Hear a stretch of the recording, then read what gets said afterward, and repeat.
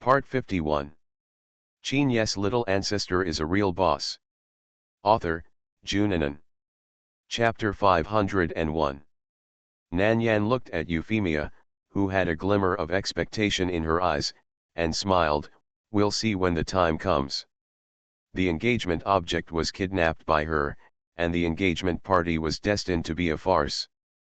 However, it seems that it is not bad to come and join in the fun and see how they make a fool of themselves. She is not so generous to those who dare to set their sights on her, and pretend that nothing has happened. If I have time, I will ask my senior brother to come together. Euphemia heard the first sentence, and was still secretly angry at Nan Yan's ignorance. She, a daughter of a duke, personally sent an invitation, but she dared to put on airs. However, after hearing the latter sentence, her mood instantly improved, and she quickly smiled and said, "Then it's settled. If you have time, you must come." The two went back together. At this time, the conversation between Beautiful and Duke Hals was over.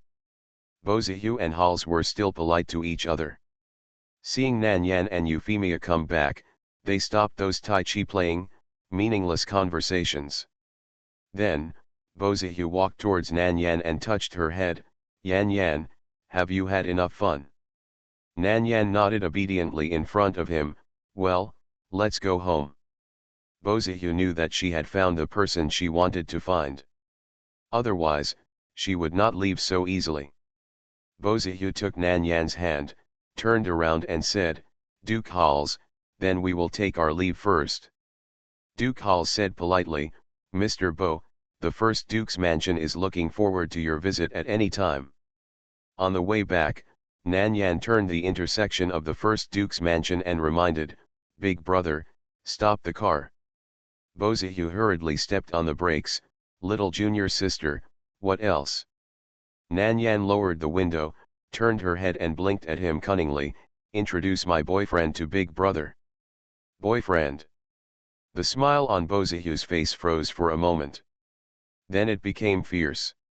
Very good, he wanted to see who was so brave to snatch their little junior sister who was loved by the group. Qin Lu and Wu Yu had been notified by Nan Yan in advance, so they were waiting for her here. After seeing the SUV stop, the window was lowered, and Nan Yan's face was revealed. The two people who were waiting in the dark walked towards the car. "Brother, get in the car." Nan Yan curved her lips and waved to Qin Lu. Beautiful couldn't help but frowned when he heard Nan Yan's name. Did the junior sister fall in love with the other party because the other party cared for her like a brother? If that was the case, he had to let the junior sister face up to her feelings for her boyfriend.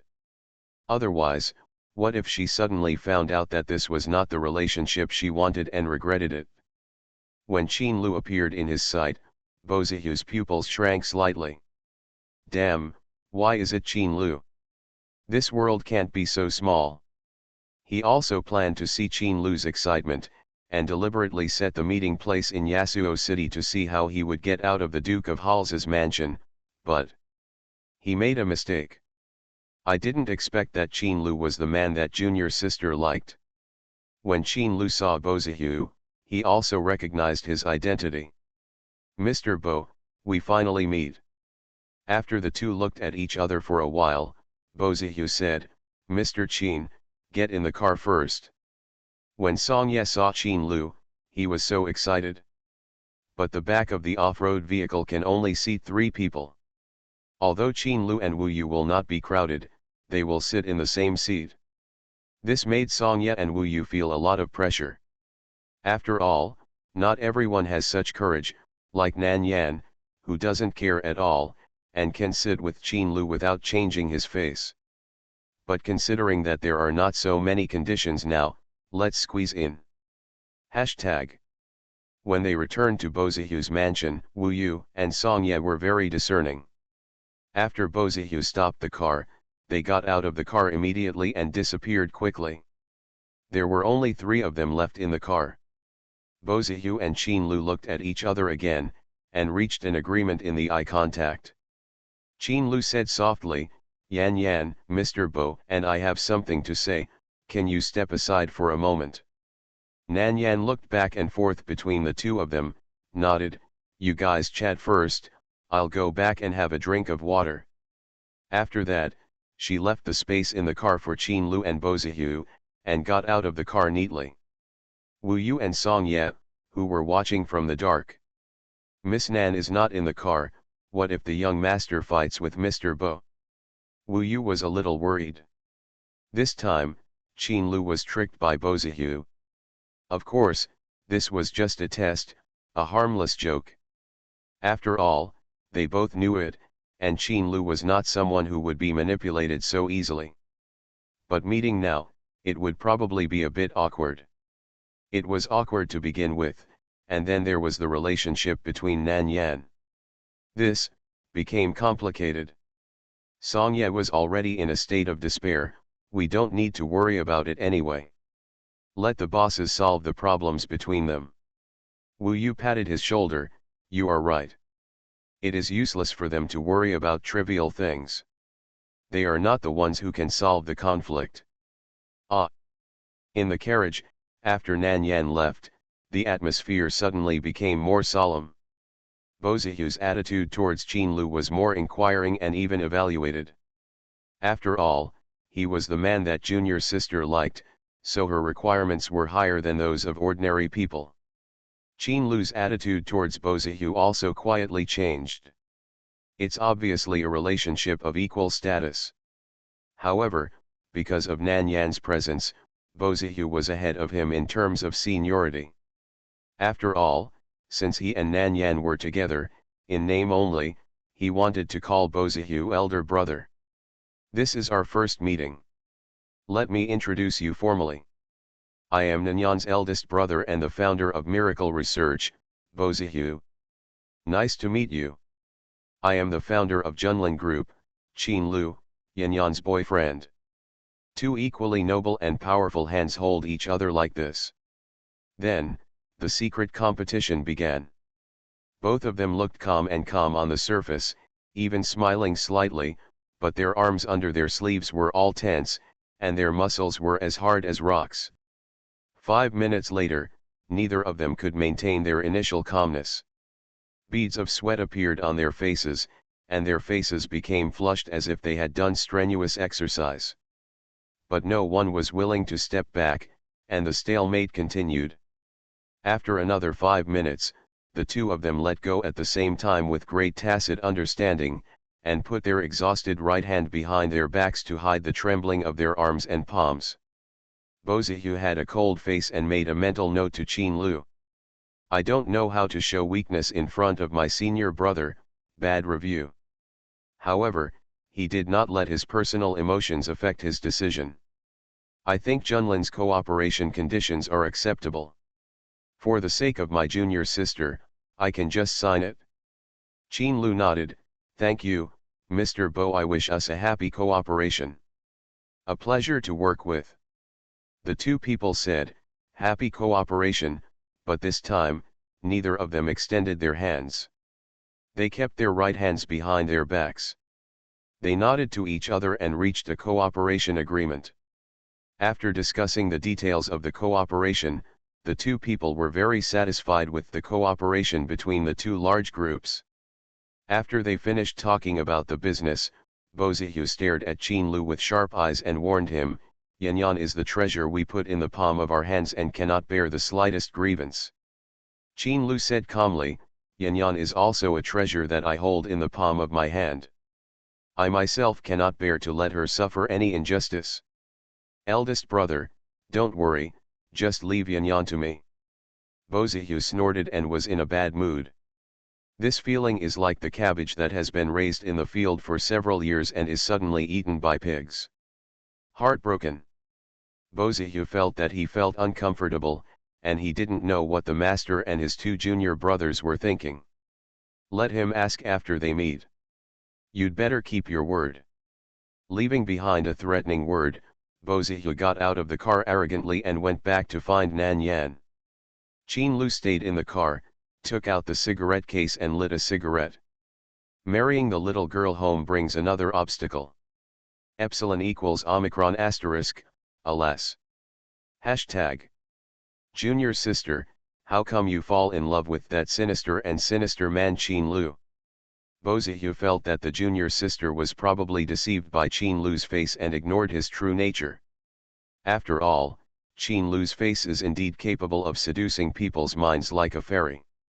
Nan Yan asked tentatively, elder brother, do you have a holiday with your brother?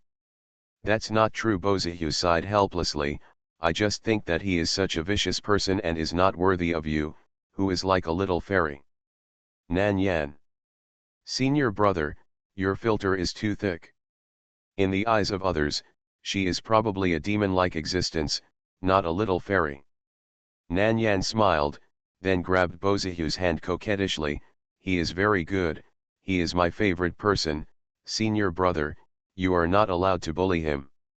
Oh, then master should be sad, you heartless little girl. Nan Yan gritted her teeth, I'm talking about the kind of love between men and women. My love for master is between family members. Senior brother, please don't confuse the situation. Bozihu pinched her bulging cheeks, his eyes full of endearment, do you really recognize him? Yes, Nan Yan nodded, if he hadn't taught me how to love someone, I would probably have been alone in my life. What nonsense are you talking about, little girl? Bozihu tapped her head with his finger, with people like us here, how could you let yourself die alone? You have to be happier than everyone else in the future. Their little junior sister, just like a little angel, deserves the best of everything in the world. Nan Yan was moved. But after being moved, I had to tell him some cruel realities. Regarding the two souls of Wenheng and Nolan sharing the same body, as well as the major changes that occurred in the sect during this period. Bozihu's expression became more solemn. After Nan Yan had finished talking about the recent events, he said, this time I will return to the country with you. Perhaps the project currently being carried out in my laboratory can find a solution to Wenheng's matter. His miraculous technology is currently studying neurons and streams of consciousness, and has also successfully implanted a ray of consciousness into artificial intelligence. But after that ray of consciousness entered the artificial intelligence, it was quickly absorbed by the artificial intelligence, and not much useful experimental data was given. However, that artificial intelligence has also changed. It has automatically upgraded, is more intelligent than other artificial intelligences, and has more natural emotions. Nan Yan nodded, if Nolan's consciousness can be extracted from the second senior brother's consciousness, then the second senior brother will probably be able to return to normal. Yes, we can give it a try. Qin Lu finished smoking the cigarette before entering the room. It just so happened that Nan Yan and Bozihu had finished talking about the laboratory. The two senior brothers and sisters were sitting on the sofa drinking tea. Bozihu saw Qin Lu coming in and asked, do you still want to attend the engagement party in 2 days? Qin Lu first glanced at Nan Yan, and when he saw that Nan Yan's expression did not change, he replied lightly, yes. Halls plotted against him, imprisoned him, and restricted his freedom. Although he did it voluntarily, he did not say that he did not bear grudges. It just so happened that Nan Yan also wanted to join in the fun, so he made this fun bigger. Then wait until the engagement ceremony at the Duke of Hall's mansion is over, and then return to China. Hashtag.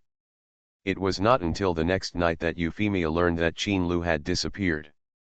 She was busy trying on dresses and notifying guests all day today, and did not have time to see him. When she went, she found out that he had already escaped. Euphemia became irritable.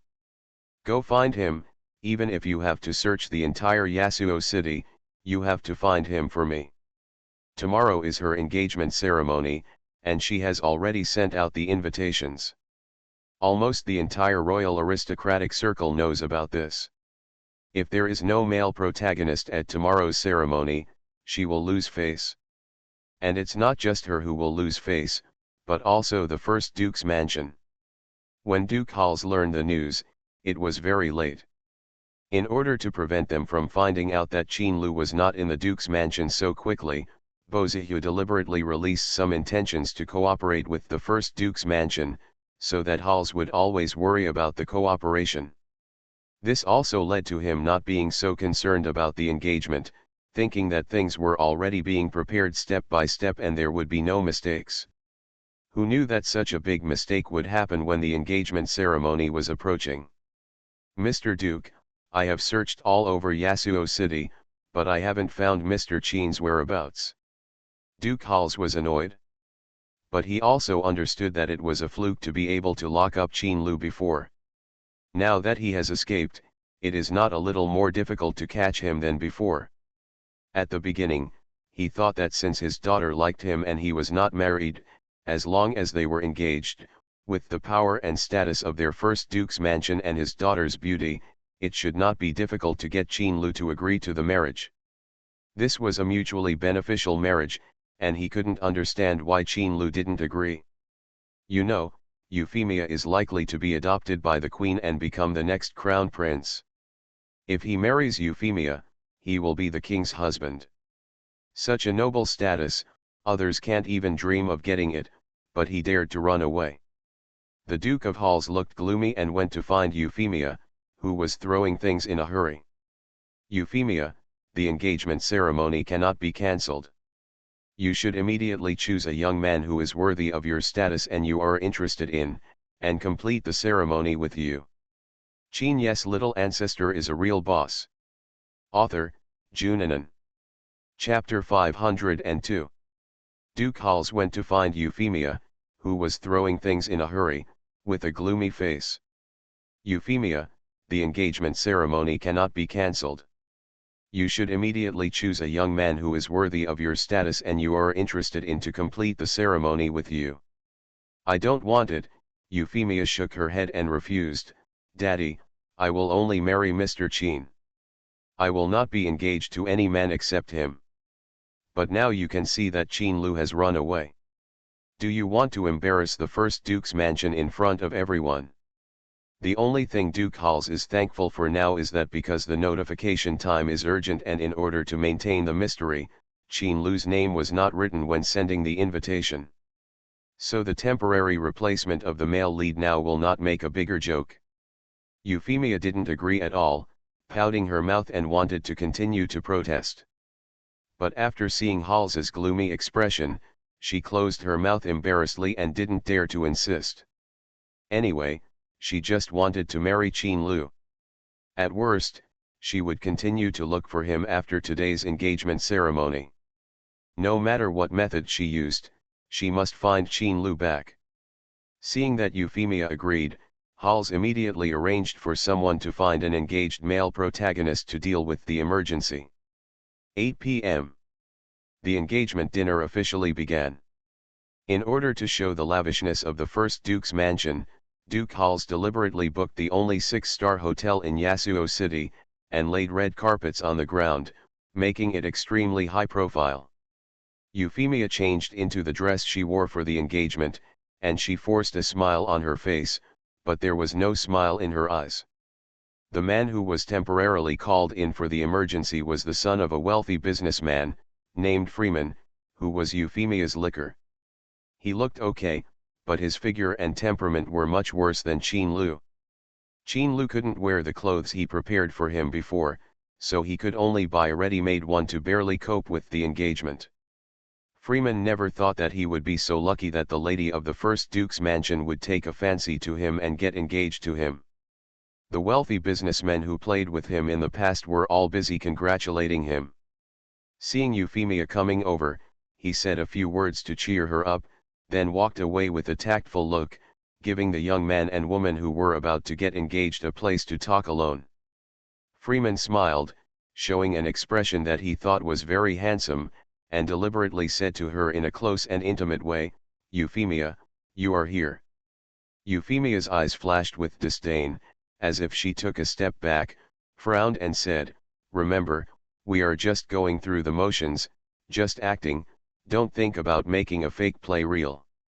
Your role today is to be a tool to make this engagement go on normally, but I can't really have anything to do with you. You'd better be sensible and cooperate obediently." After the banquet is over, I will let Daddy make some compensation to your family. If you don't know what's good for you and want to eat swan meat, don't blame me for turning against you. Euphemia's words made Freeman's expression on his face freeze. What a great humiliation. Even if their family is indeed up to the first Duke's mansion, she took the initiative to find him for the engagement. So she just wanted him to be a tool. Freeman looked at her arrogant face, and his heart was furious. But no matter how unwilling and angry he was, what could he do? He was like a dog in front of Euphemia, summoned and dismissed by her, and she looked down on him. Freeman gritted his teeth and compromised, "Don't worry, I know what to do." "You know better. At the ceremony later, you should perform well and don't lose my face." Euphemia said this arrogantly and walked away in high heels. Freeman stared at her back, his body tensed, and his hands clenched into fists at his sides. "Euphemia, sooner or later, I will make you my woman." This was a dandy boy who didn't know how to live or die, and had no confidence to vent his words. He knew the gap between them, and he could only talk about it. However, just as he finished speaking with gritted teeth, a voice suddenly came from behind him.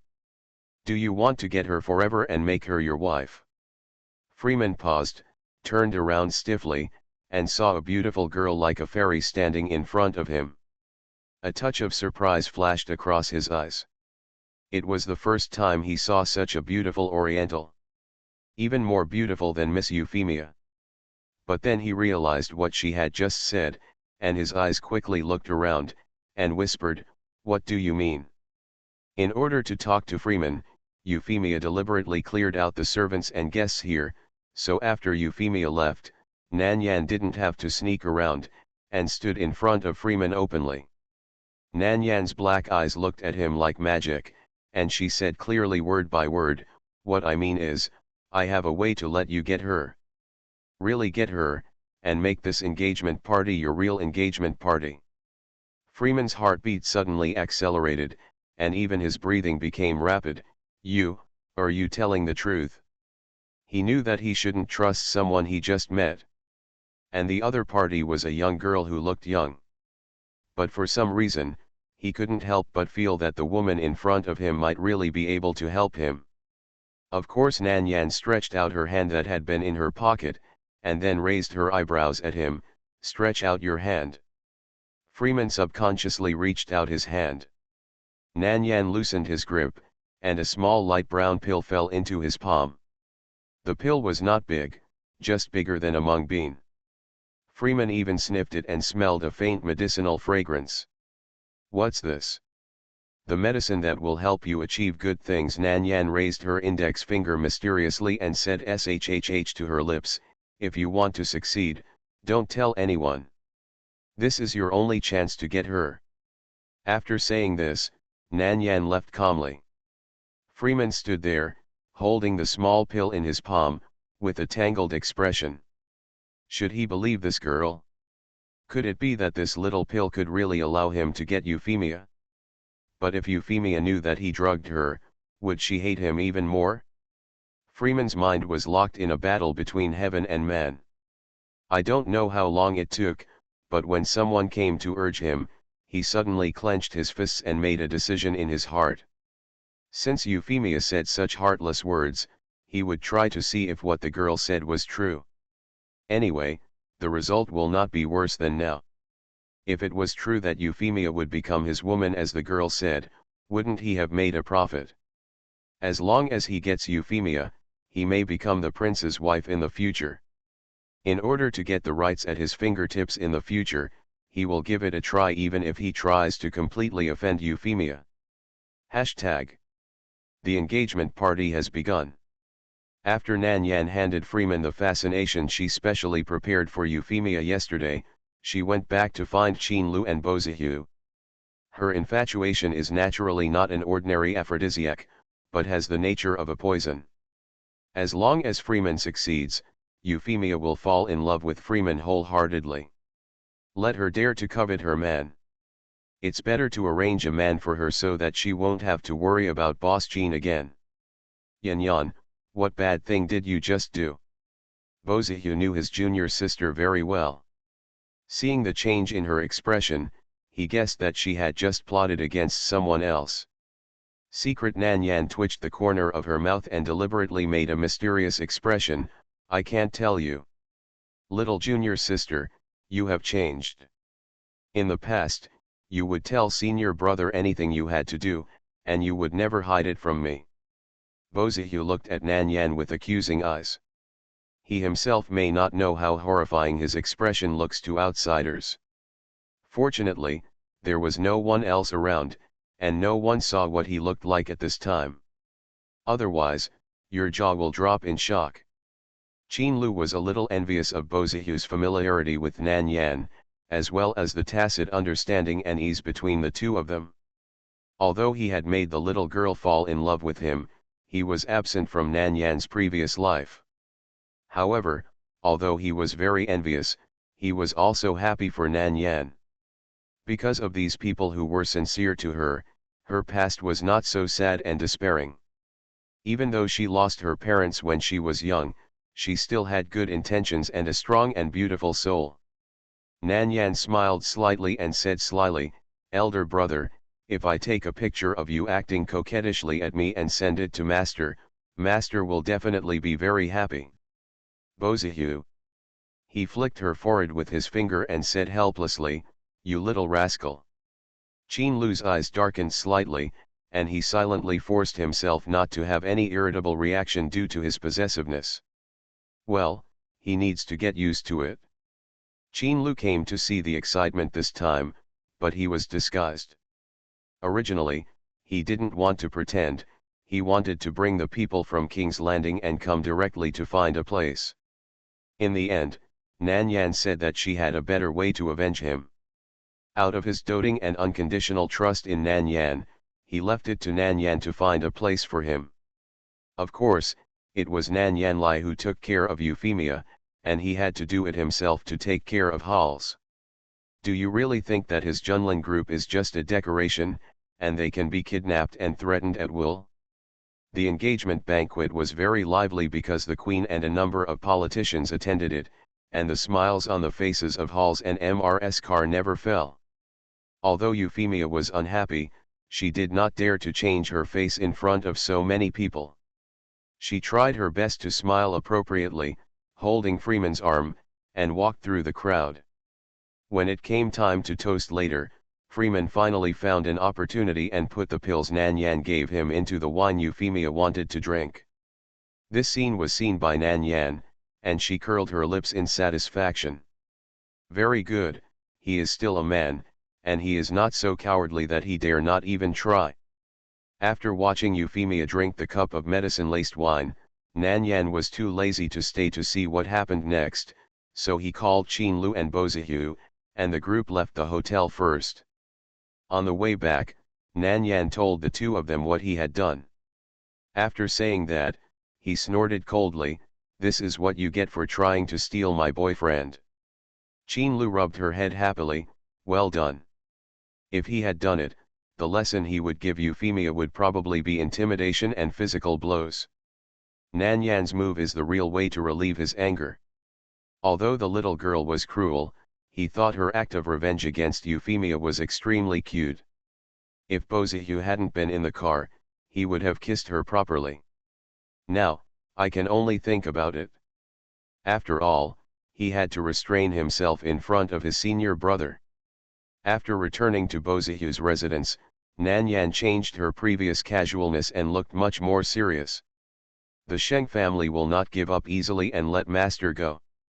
Senior brother, if there is nothing else, we will return to China tomorrow. Well, if we are in a hurry, we can set off tonight. That's not necessary. Master is still normal now. Although the people of the Sheng family appeared in the imperial capital, they are not in a hurry to take action. Nan Yan and others could not hide the fact that Sheng Jing and Sheng Yuanhang came to the imperial capital. The imperial capital is their territory after all. Even if the Sheng family has no foundation in the imperial capital, it is impossible to escape their eyes. Sheng Jing and Shen Yuanhang were monitored without knowing it. Their every move will be transmitted to Nanyan at any time. In the imperial capital, there are Fu Yubai, Zhang Sen, and others sent by Qin Lu, and they are still under control for the time being. They all live together, and Bozihu naturally understood that the situation was not very urgent, so he said, "Let's go tomorrow." Okay. Hashtag. The next morning, Euphemia woke up from her coma and saw a face that made her obsessed. She couldn't help but kiss it again and again. Freeman was awakened by her kiss. He had done intense exercise for most of the night yesterday, and his body was very tired. He didn't have time to think about what Euphemia would do if she found out that he had offended her the next day, so he fell asleep.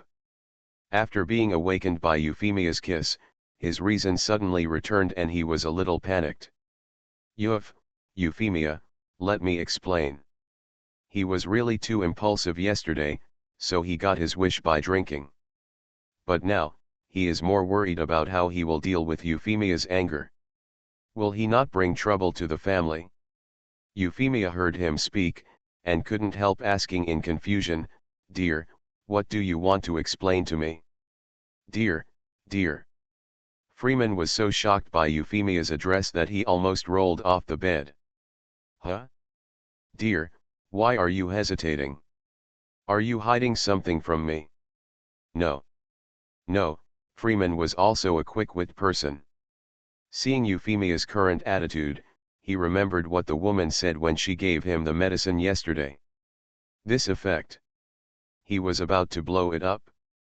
He hugged her excitedly. "I'm just too excited, Euphemia, I'm really happy, you are finally mine." Euphemia hugged him back and kissed him on the cheek affectionately. "I'm also very happy, dear, you have to treat me well in the future, and you are not allowed to betray me, understand? Don't worry, I will definitely treat you well and won't let you suffer any grievances." Euphemia looked at the face of Qin Lu in front of her, said such sweet words, her cheeks blushed, and she shyly threw herself into his arms. "Mr. Qin, I finally got you. You are listening to novels at Bless Up channel. Wish you happiness and luck. Please subscribe to receive new novels. How do you feel about this novel? Please like and leave a comment. Qin Ye's little ancestor is a real boss. Author, Junanan. Chapter 503. The plane is about to land on the helipad near the courtyard. Fu Yubai, who had known that they were coming back, came to pick them up on the orders of his master. Hua Shifang and Sun Chan planted another long-extinct precious medicinal herb in the Baiko garden today, which is a breakthrough. Moreover, the effect of this medicinal herb is abnormally strong, almost comparable to a panacea. It does not need to be used as medicine, and it has an extremely powerful therapeutic effect on its own. It can be said that it can be revived even if there is only one breath left, which is not an exaggeration at all. Not to mention that Sun Chan and Hua Shifang were happy, even Bai Zi, the primate who had been guarding the Baiko garden, howled with joy. Except for Sun Chan, who occasionally came here to manage the medicinal herbs in the small medicinal garden, Bai Zi was in charge of the rest of the time. It regarded these medicinal herbs as its own children and took care of them very attentively. Hua Shifang looked at the medicinal seedlings that he had finally planted, and patted Bai Zi solemnly. "Bai Zi, the seedlings are now in your care, you must take good care of them." Bai Zi patted his chest and answered with action. Sun Chan carefully explained to Bai Zi the precautions for taking care of the seedling, and Bai Zi wrote them down one by one.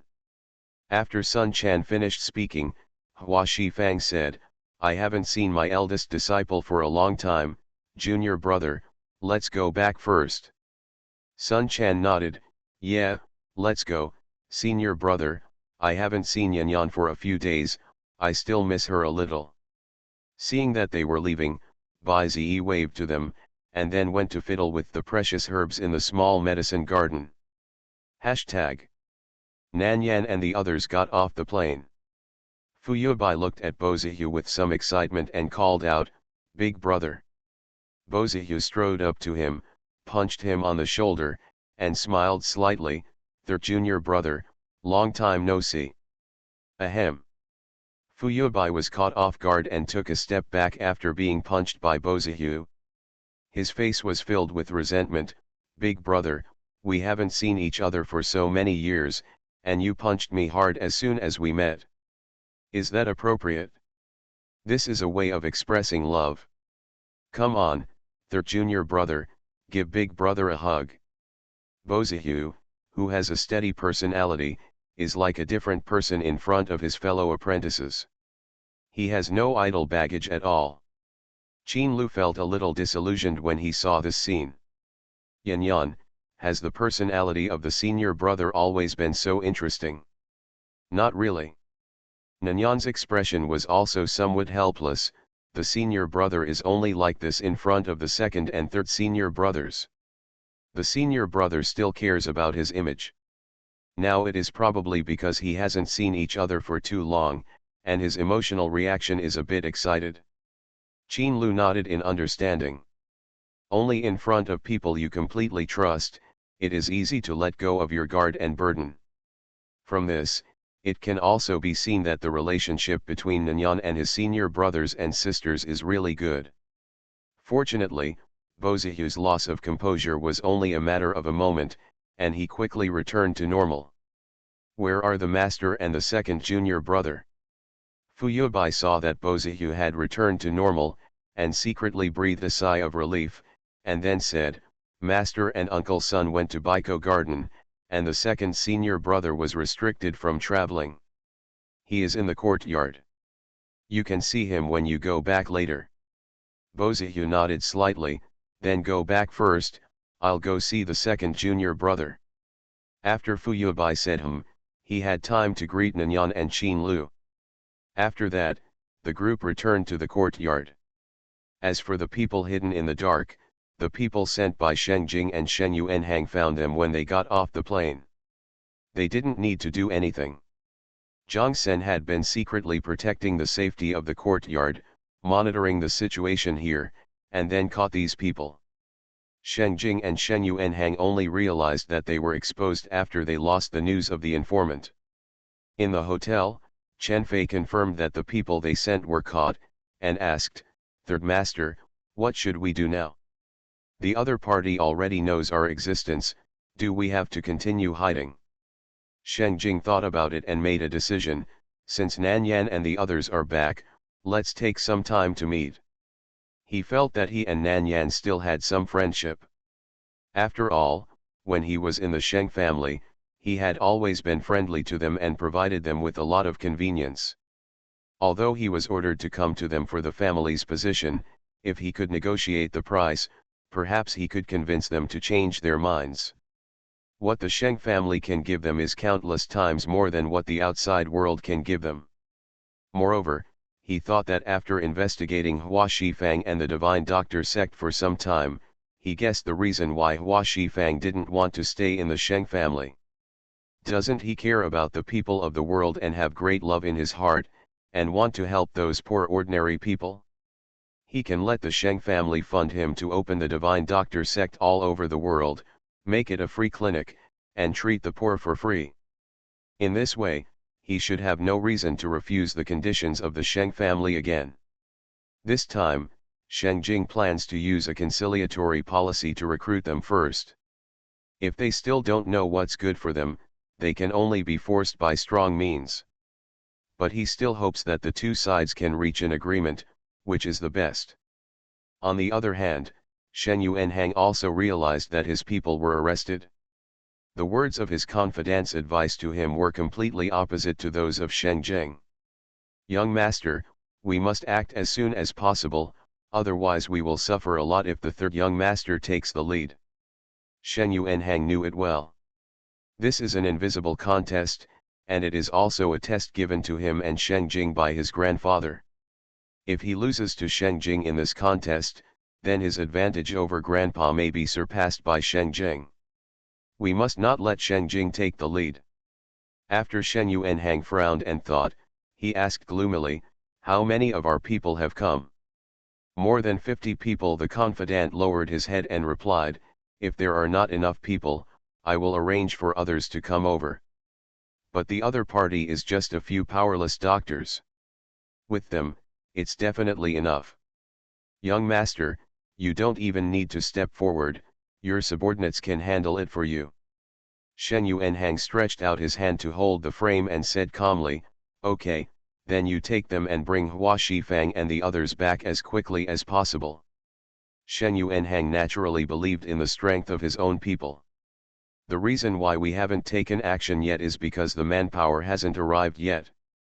Another one is that Shen Yuanhang plans to catch Hua Shifang, Nanyan, Qin Lu and the others in one fell swoop and take them all away. But before, they were too scattered and were everywhere. It was a bit difficult to take them away at the same time. Now that they are all back, it just provides him with an opportunity. This time, he must get ahead of Shen Jing. Shen Yuanhang's confidant Lin Feng immediately took more than 50 men and prepared to rob people. Just when they were about to leave, Shen Yuanhang changed his mind. He didn't want to stay here and wait for news, and planned to go together. Hashtag. There are more and more people in the courtyard. The resident healing duo, an old man named Yangan, and Nolan/Wenhung, whose souls switch every day, have added a lot of popularity and excitement to the quiet courtyard in the past. Shen Junqing and Bai Chen have long been accustomed to living in a courtyard, and they live here very comfortably. Not to mention Mr. An, his whole face was glowing with nourishment. He seemed to be more than 10 years younger than when he was in Jinqing. Not only did he look younger, but his condition was also getting better and better. He followed Hua Shifang every day. After practicing Tai Chi and Wu Qin 11, my waist no longer hurts, my legs no longer feel sore, and I feel windy when I walk. When Nolan was in control of his body, he was disliked by everyone, and no one wanted to pay attention to him.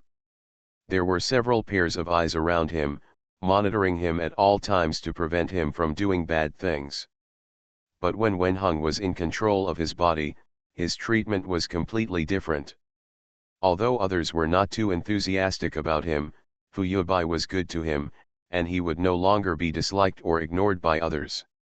Nolan was angry at their differential treatment.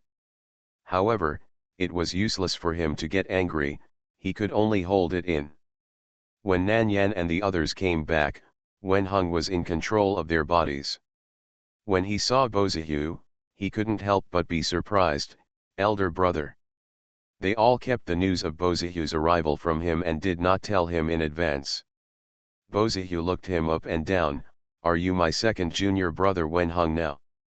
Yes, Wenhung nodded and looked at him with burning eyes, senior brother, I didn't expect that I would see you again. In Wenhung's mind, Nolan sneered, Wenhung, don't say you are really moved. Wenhung. Nolan's words were poured down like a basin of cold water, extinguishing the little fire in his heart. Yes. Even if you see your senior brother, what's the use? He is no longer the same person, and the relationship with him will never be the same again. In a sense, he had become their enemy. Nolan was confused in his mind, be realistic, you and them have not been on the same journey for a long time. We are the only two who are traveling together. We are a symbiosis where we both prosper and suffer. Wenhung, you have to remember that I am the only one who will not harm you. Your senior brothers may not. You shut up. Wenhung couldn't help but roar. Even though he knew this, but now they finally reunited as brothers and sisters, on such a happy day, he had to give him a blow. Nolan sneered softly, okay, I'll shut up, just remember who you are. In the conscious world, the conversation between the two did not last long. After he finished speaking, Bozihu checked his body first by communicating his feelings with him. Naturally, no abnormalities can be found on the surface of the body. It seems that we still need to use instruments to check his brain. Bozihu put his hand on Wenhung's shoulder and said softly, Junior sister told me about you. It's not your fault. Wenhung, You will always be our junior brother. Don't be assimilated by the demon attached to your body. When Heng's eyes heated up, he nodded and said, Elder brother, I know. Nolan, huh? They really look alike. Fu Yubai received a call from Hua Shifang. After explaining the situation here, he hung up the phone. Seeing everyone standing outside, he reminded, Master and Uncle Sun will be back soon, please go inside first. While Hua Shifang and Sun Chan hadn't returned yet, Nan Yan introduced Bo Zihu's identity to Shen Junqing and the others. Shen Junqing and Bai Chen looked at each other silently. There is another one vying for favor. There are so many people who want to pet Nan Yan that they can hardly get a place in the queue. The two patients couldn't help but want to join the group to stay warm. Epsilon equals Omicron asterisk, alas. It's so difficult.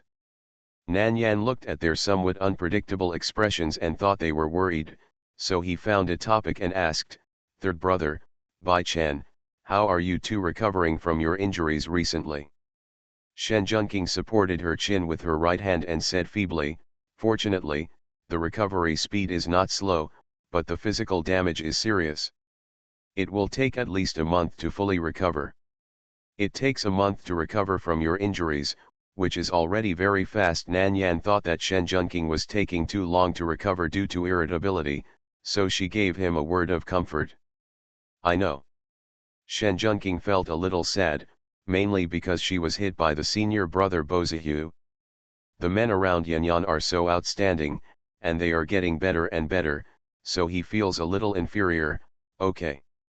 Perhaps it was because of his physical weakness and temporary disability that he rarely felt unconfident in front of healthy and powerful men. Nan Yan couldn't see his decadence, sighed and said, Well, third brother, I will study genetic drugs during this period to speed up gene repair and see if I can make you feel better as soon as possible. Shen Junqing's eyes lit up and he immediately became energetic. Okay. Bai Chen rolled his eyes and snorted, Virtue. Relying on Xiao Yanyan's kindness, she deliberately pretended to be sad and deceived Nanyan into feeling sorry for him. What a scheming man! Xiao Yanyan, please ignore him. He is eager to stay and be lazy for a few more days. He is deliberately pretending in front of you. Shen Junqing was unhappy when Bai Chen exposed him. What's wrong with me? I have very good moral character, Yanyan, don't you think so? Nan Yan. Bai Chen waved his hand to Nan Yan, Xiao Yanyan, don't pay attention to him. The more you pay attention to him, the more he will bite his nose and face. This is the truth that Bai Chen came to through practice. If you have anything to do, go ahead and do your work. Don't worry about us. We live well here and our bodies recover quickly enough. We can afford to wait for this little time. Shen Junqing wanted to say something else, but Bai Chen gave him a cold look and silently closed his mouth. Then he stared at Bai Chen with a somewhat resentful look, and in return Bai Chen rolled his eyes and turned his head to look at the back of his head. Nan Yan looked at the relationship between Shen Junqing and Bai Chen, and felt inexplicably that it seemed a little strange. Ahem. She knows nothing. Nothing was found either. Anyway, she just pretended not to know and would never ask. Nan Yan suppressed some inappropriate thoughts and explained, the research on genetic drugs was originally in my plan. It is not just for you, but to benefit everyone. Since it is to benefit society, then let's do it. Bai Chen felt that he was not actually a good person in a certain sense. But I am also willing to support Nan Yan to contribute to all mankind, and I am proud of her. Their little Yanyan, no matter how cold and ruthless she appears, actually retains a piece of pure land in her heart, retaining her kindness and conscience. This kind of Yanyan is the kind of person who deserves to be liked by so many people. Qin Ye's little ancestor is a real boss. Author, Junanan. Chapter 504. When Hua Shifang and Sun Chan came back, Shen Jing also came to the door. The three of them happened to meet at the door. Hua Shifang and Sun Chan's faces instantly darkened, and they looked at him with defensiveness and hostility. "What are you here for?" Sheng Jing hurriedly explained, "Mr. Hua, Mr. Sun, please don't be angry. I don't mean any harm, really. I am here to discuss cooperation with you sincerely. I hope you can give me a chance to explain my intention." Sheng Jing has a gentle and elegant temperament, and when he was in the Sheng family, he always treated them with courtesy, never said anything unpleasant or did anything to hurt them. The one who did that was Shen Yuanhang. And it was Shen Mingtang who coerced and lured. Their hostility should not be directed at him. Hua Shifang and Sun Quan indeed knew this truth. Don't be angry. But from the appearance of Sheng Jing here, they can also think of the reason for his coming this time. Since Sheng Jing hasn't revealed his true intentions yet and wants to have a good talk with them, let's talk. Hua Shifang and Sun Quan looked at each other and temporarily suppressed their tempers. "You can come in with me," Sheng Jing said humbly, "thank you two seniors." Then, he followed Hua Shifang and Sun Quan into the courtyard.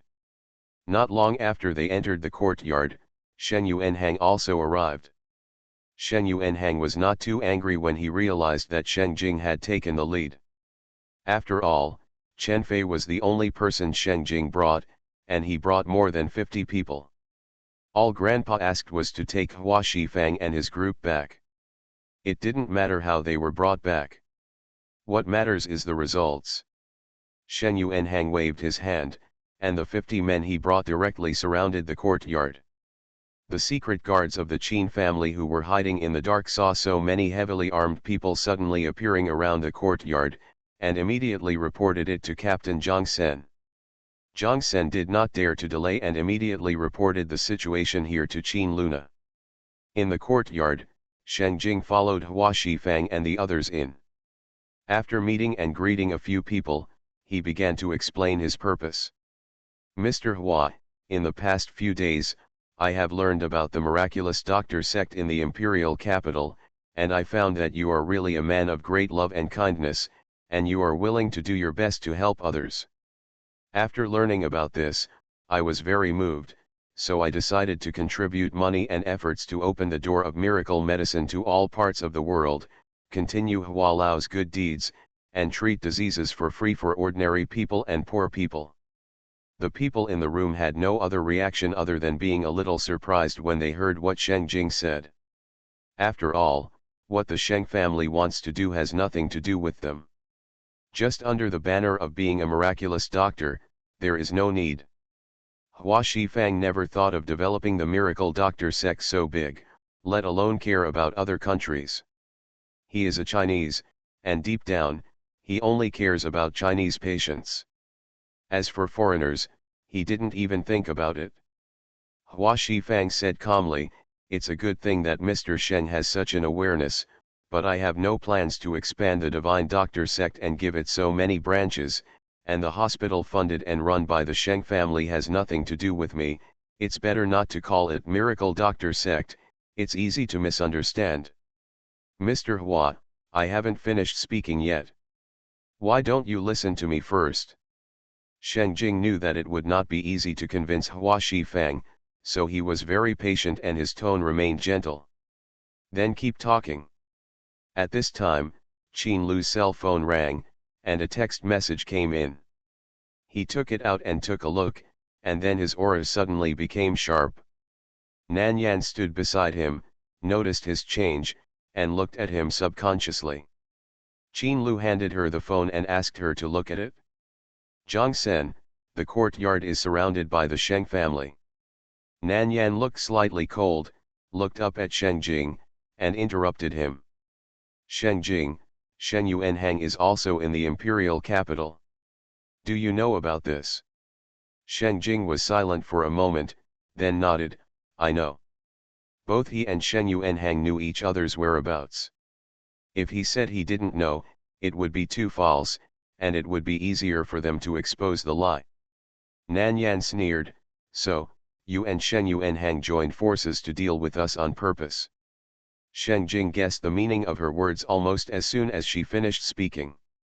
Shen Yuanhang should have also arrived, and he planned to use force to force them to submit. And Nan Yan obviously regarded him as the vanguard who came to contain them first. Shen Jing quickly explained, "You have misunderstood. I did not know that Shen Yuanhang wanted to attack you, and I did not cooperate with him. I sincerely want to discuss with you and persuade you to go to the Sheng family voluntarily. I think you should understand me through previous contact. I really have no ill intentions towards you." While explaining, Shen Jing's anger towards Shen Yuanhang also reached a certain level. Shen Yuanhang definitely did it on purpose to ruin his good deeds. He was obviously the one who came here first, but he deliberately caused trouble. What he did was really disgusting and disgraceful. There is no family affection in the Sheng family. Shen Jing does not regard Shen Yuanhang as his elder brother, and Shen Yuanhang does not regard Shen Jing as his younger brother. They have only one identity, and that is competitors. Therefore, Shen Jing couldn't let Nan Yan and the others misunderstand him, he had to tell them the truth.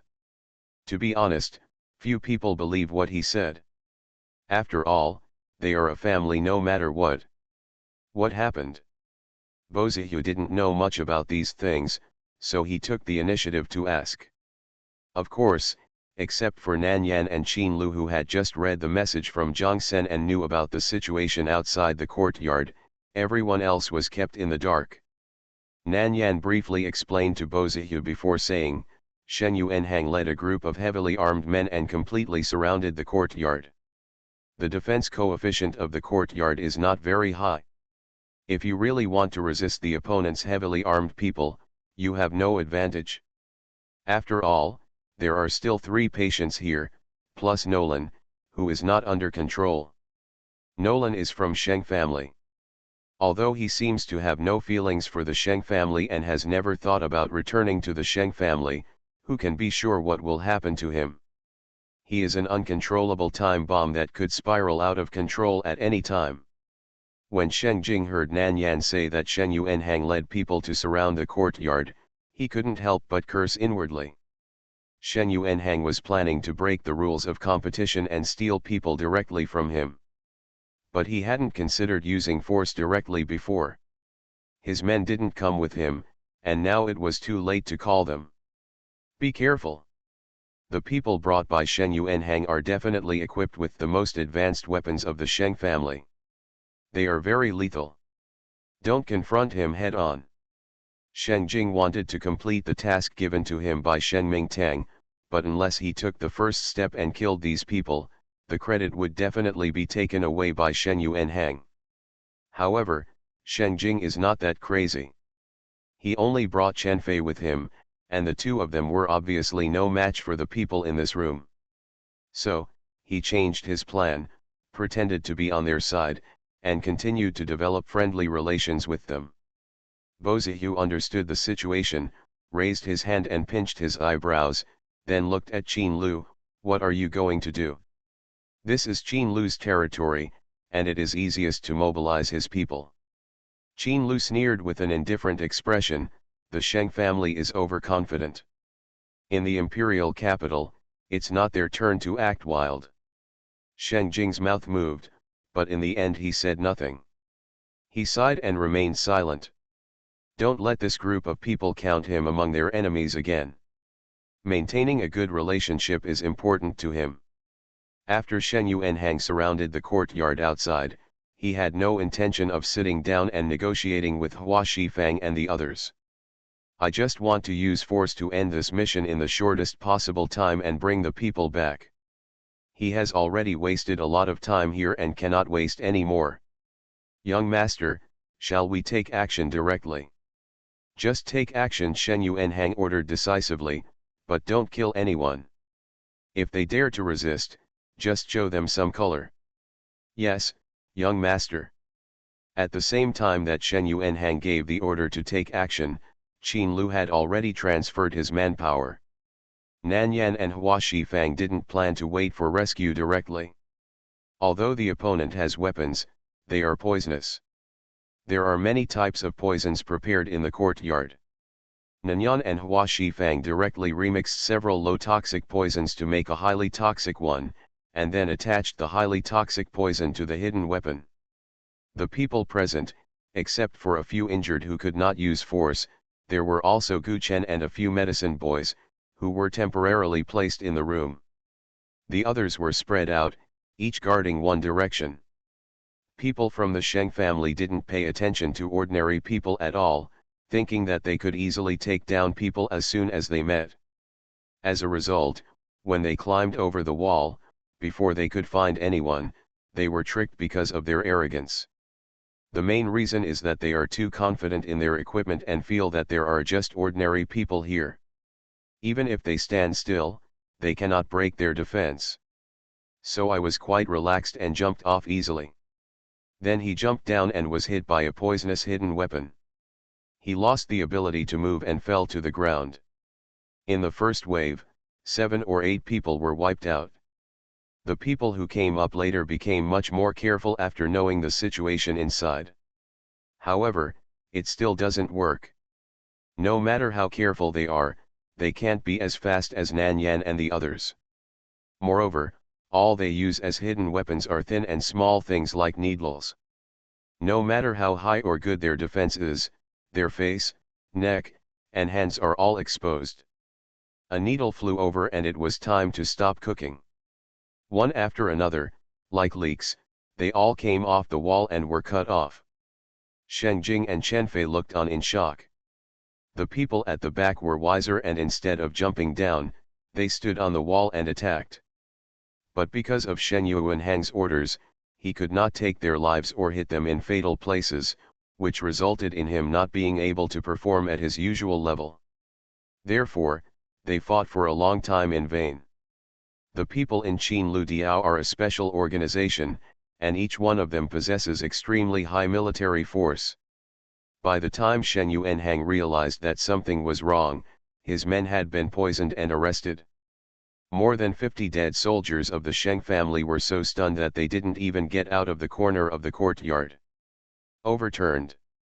Shen Yuanhang wanted to escape, but was blocked by Zhang Sen and a group of secret guards. Facing Zhang Sen and others who were full of powerful aura, Shen Yuanhang adjusted his glasses with his hand and pretended to say, "I am a member of the Sheng family, you dare to hurt me." Zhang Sen grinned and said grimly, "Master Qin ordered, just stay a breath." "Okay, Captain." Only then did Shen Yuanhang really panic, and kept retreating, trying to escape. Over the years, he has been pampered and lived a life of superiority to others. He also relied too much on the high technology of the Sheng family and neglected his own strengthening. He could only spare 2 days a week to go to the gym to exercise to maintain his physical fitness and body shape, but compared with the Qin family's secret guards, let alone one-on-one, even 10 Shen Yuanhangs could not beat one secret guard. Soon Shen Yuanhang was beaten black and blue, 3 or 4 or 5 ribs in his chest were broken, his arms were broken, and even his legs were broken. The glasses on his face had been thrown away for a long time, and he lay on the ground like a pool of rotten meat, without even the strength to cry out in pain.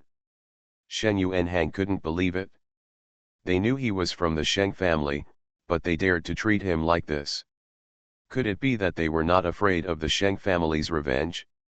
Zhang Sen walked over and kicked him. "It's almost done, take it back to Master Qin." Hashtag. Sheng Jing was a little confused, and silently looked at the people who returned to the room again. He felt that if he wanted to use peaceful means to make them agree to go to the Sheng family, the difficulty coefficient was at least 5 stars. But if he uses force, like Shen Yuanhang, and brings people to capture them, the difficulty coefficient is at least 5 stars. So, what should he do? Otherwise, go back and persuade Grandpa not to force him? It doesn't seem likely. However, after seeing Zhang Sen carrying the half-tortured Shen Yuanhang in, he thought it would be more appropriate for him to go back and persuade Grandpa to give up his previous idea. He would not confront this group of people head-on and tear his face directly. Sheng Jing, save me. Shen Yuanhang saw Sheng Jing and asked him for help with difficulty. Sheng Jing silently avoided his sight and pretended not to hear. He deserved it. Who asked him to die and had to use violence to forcibly take them away? Now he is asking for trouble. Look how foresighted he is, and build a good relationship with them. Even if the deal fails, there is still righteousness. Seeing that Sheng Jing completely ignored him, Shen Yuanhang could only grit his teeth and look at other people. Do you want to be enemies with the Sheng family? The only thing he could use as a bargaining chip to threaten these people was the powerful background of the Sheng family. Nan Yan raised her eyebrows and sneered, haven't we been enemies with the Sheng family for a long time? Since the Sheng family kidnapped her two masters, they have declared war on them. Moreover, this time, they were in the imperial capital of China, and the Sheng family dared to send people over to attack them again. Do you really think they have no temper and let the Sheng family come to bully them again and again? You are not afraid of the Sheng family. Shen Yuanhang was very surprised. For many years, he and the Sheng family have regarded themselves and the Sheng family as the top of the pyramid, the authority above, and the reaction of Nan Yan and others made him somewhat unacceptable. Is the Sheng family scary? Qin Lu's nonchalant tone was lightly mocking. This tone is the most irritating. Even Sheng Jing, who was sitting next to him, twitched his eyebrows. Isn't the Sheng family scary? At least whether it is from the level of technology or comprehensive strength, the Sheng family is very strong. Qin Ye's little ancestor is a real boss. Author, Junanan. Chapter 505. Isn't the Sheng family scary? At least, whether in terms of technology or comprehensive strength, the Sheng family is very strong, right?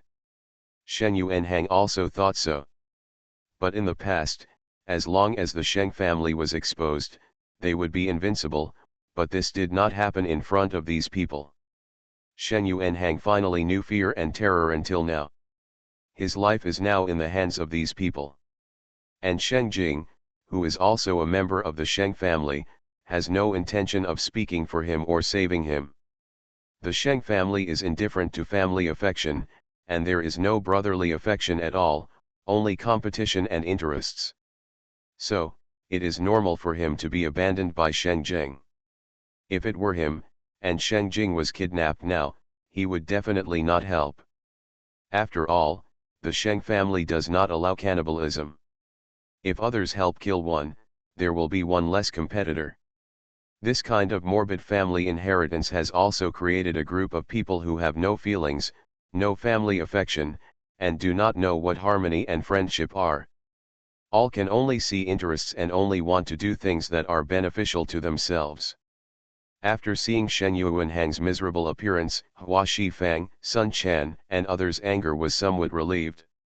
Seeing that he shut up and no longer threatened them with the Sheng family, Hua Shifang looked at Nan Yan.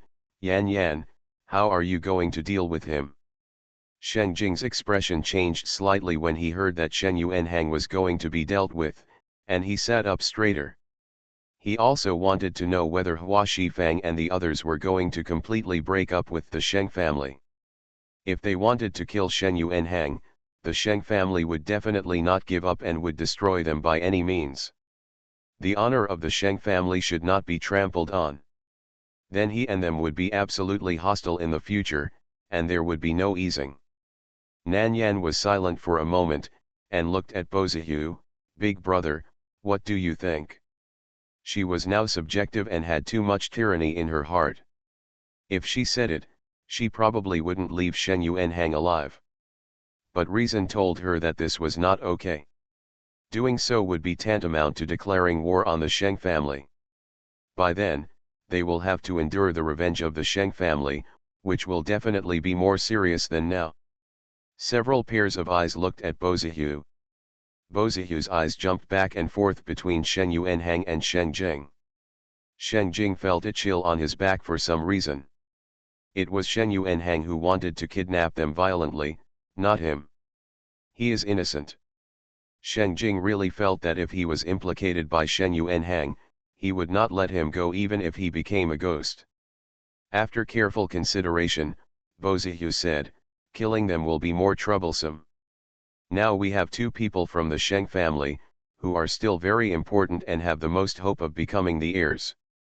It is better to leave them as hostages so that the Sheng family will not act rashly. Sheng Jing. Why should he be included? He is really innocent. Sheng Jing quickly reminded, well, I have no hostility towards you, and I don't mean to go against you. He can't stay here as a hostage. Otherwise, the inheritance of the Sheng family will fall into the hands of others. All his efforts and plans over the years were in vain. Bozihu said lightly, we have no hostility towards you, but your family is hostile to us. In order to prevent such things from happening again, we can only ask Mr. Sheng to stay here for a while. Don't worry, your treatment is not at the same level as his, you don't have to worry about becoming like him. Sheng Jing. No, he is not at all at ease, he is still very worried.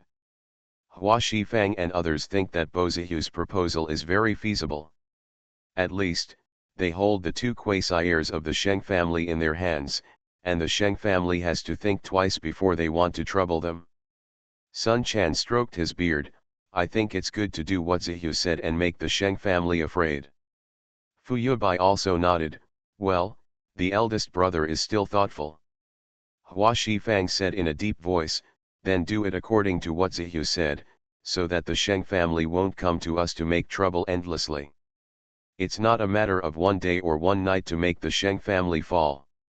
Even if they wanted to avenge their kidnapping, they couldn't come so blatantly. They had to be wary of the Sheng family's strength to prevent them from going all out. Seeing that his future was going to be dark, Sheng Jing quickly looked at Nan Yan. Nan Yan, I really didn't hurt you, and I really want to be friends with you. Qin Lu took a step forward expressionlessly, blocking Nan Yan and blocking his sight. Don't play the emotional card. What if his little girl softened her heart? Qin Lu also thought that the method proposed by Bozihu was feasible, and didn't want Sheng Jing to seek external help. Sheng Jing. Damn. Is he really going to be implicated by Shen Yuanhang and be left here as a prisoner together? Nan Yan tugged at Qin Lu's clothes, asking him not to block her, she couldn't see anyone else. After Qin Lu stepped aside, Nan Yan said thoughtfully, we need someone to pass the news back to the Sheng family. Sheng Jing's expression was delighted, Nan Yan. Before the gratitude on his face showed, Nan Yan pointed at Chen Fei who had been standing next to Sheng Jing, it's up to you. Go back and tell Shen Mingtang that Shen Yuanhang and Sheng Jing will stay with us temporarily.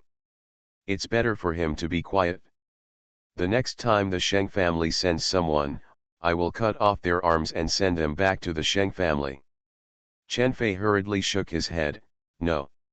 He didn't want to leave, he wanted to stay here to accompany the third young master. As soon as he opened his mouth, he was hit by Sheng Jing. In Sheng Jing's view, if he couldn't leave, it would be fine to let Chen Fei go. Chen Fei and he were brothers. If he was left behind, it would be better to at least give Chen Fei freedom. Besides, with Chen Fei as a support person in the Sheng family, when he escapes and returns to the Sheng family, he can quickly know what happened when he was not in the Sheng family. Therefore, he wanted to prevent Chen Fei from refusing. Nan Yan didn't seem to give Chen Fei a chance to refuse. He paused for a second and then said, but don't worry, you were very kind to us in the Sheng family before. We will definitely not retaliate or hurt you. Sheng Jing smiled bitterly and said thank you then. As for Shen Yuanhang, who was about to faint from pain, his expression was distorted, and he was speechless, no one paid attention to him or cared about his opinion. After making the decision, Shen Yuanhang was briefly treated for his injuries to ensure that he would not die. Of course, no one gave him pain relief, but instead made him feel more pain. Not killing him, but torturing him, that's not bad either. As for Sheng Jing, he was given a pill and given a place to live in a courtyard. As long as he doesn't want to run away, then he can treat himself as a guest and be treated like a guest, with clothes to put out his hands and food to open his mouth. But if he wanted to run away, he would have to live in a dungeon like Shen Yuanhang. Shen Jing was very aware of his situation, so he was very understanding and cooperative, so he settled in the courtyard. All those people brought by Shen Yuanhang were taken away by Qin Lu. The equipment they carry is indeed much more advanced than that of China. Since the finished products have been sent to him, how could Qin Lu let go of these technologies? That night, the entire scientific research team was informed to come back and work overtime, and began to analyze the data of all equipment and prepare for reproduction. As for Chen Fei, he also left Shen Jing reluctantly and returned to Sheng's home to tell Shen Mingtang about the situation. Hashtag Sheng family. Chen Fei knelt on one knee and reported to Shen Mingtang that Shen Yuanhang and Shen Jing were detained in China. Of course, when he reported, he did not forget to discredit Shen Yuanhang and blame him for the failure of the mission. Well, if Shen Yuanhang hadn't had to join in the fun, maybe it wouldn't take long for the third young master to convince Hua Shifang and the others to come back voluntarily. It's fine now. Not only did Hua Shifang and the others not be brought back, but the third young master who was also implicated had to stay in China. It's true that there is more success than failure. Shen Mingtang's face was extremely gloomy and ugly. Because of his extreme anger, his chest was heaving hard and he was breathing heavily. How brave you are, Shen Mingtang gritted his teeth and said in a gloomy and angry tone, even the direct descendants of the Sheng family dare to take them hostage. They are really not just about life and death. This is a humiliation to the Sheng family. What a shame. It was always the Sheng family who threatened others. Now, someone else has actually threatened the Sheng family. When word spreads, the Sheng family will be completely embarrassed. Head of the family, we must rescue Yuanhang and Xiaojing. One of them may be the future successor, so there can't be any mistakes. Yes, master, we can't let them fall into the hands of outsiders. This little foreigner actually provokes our Sheng family like this. This is absolutely intolerable. Master, please give the order and bring the eldest and third young masters back now. A group of people from the Sheng family expressed their opinions angrily. Their aloof nature makes them not pay attention to people outside at all. I thought that as long as they came forward, they could save the person. As for what Chen Fei said, those people took Shen Yuanhang and Shen Jing as hostages. This is even more nonsense. The Sheng family is so noble, how could they just say they want to be hostages? Absolutely don't allow this to happen. Chen Fei said weakly among a group of angry voices, but, the head of the family, they said that if we send people again, they will cut off the arms of the eldest young master and the third young master, and then send them to the Sheng family. Come. He felt that those people in Nanyang would do what they said. What if the Sheng family sends people again and they really cut off the third young master's arm? Although modern medicine can reattach the severed arm a long time ago, they don't let the third young master go. They only send the arm back, but they can't reattach it. He doesn't want the third young master to become a one-armed man. Besides, those people were quite friendly to the third young master. As long as the Sheng family didn't cause trouble, he would have good food and drink there and wouldn't suffer any abuse. He didn't want the third young master to take any risks. As for the eldest young master Shen Yuanhang, he wished he had died soon. The third young master will have one less competitor.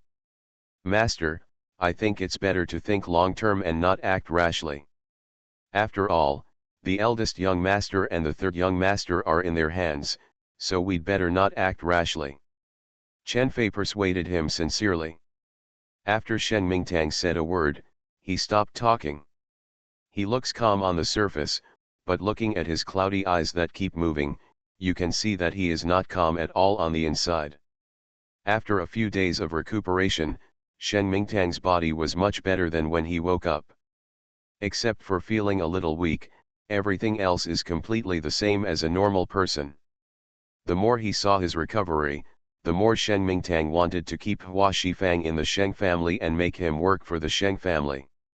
He narrowed his eyes sinisterly and said decisively, "We must bring Hua Shifang back.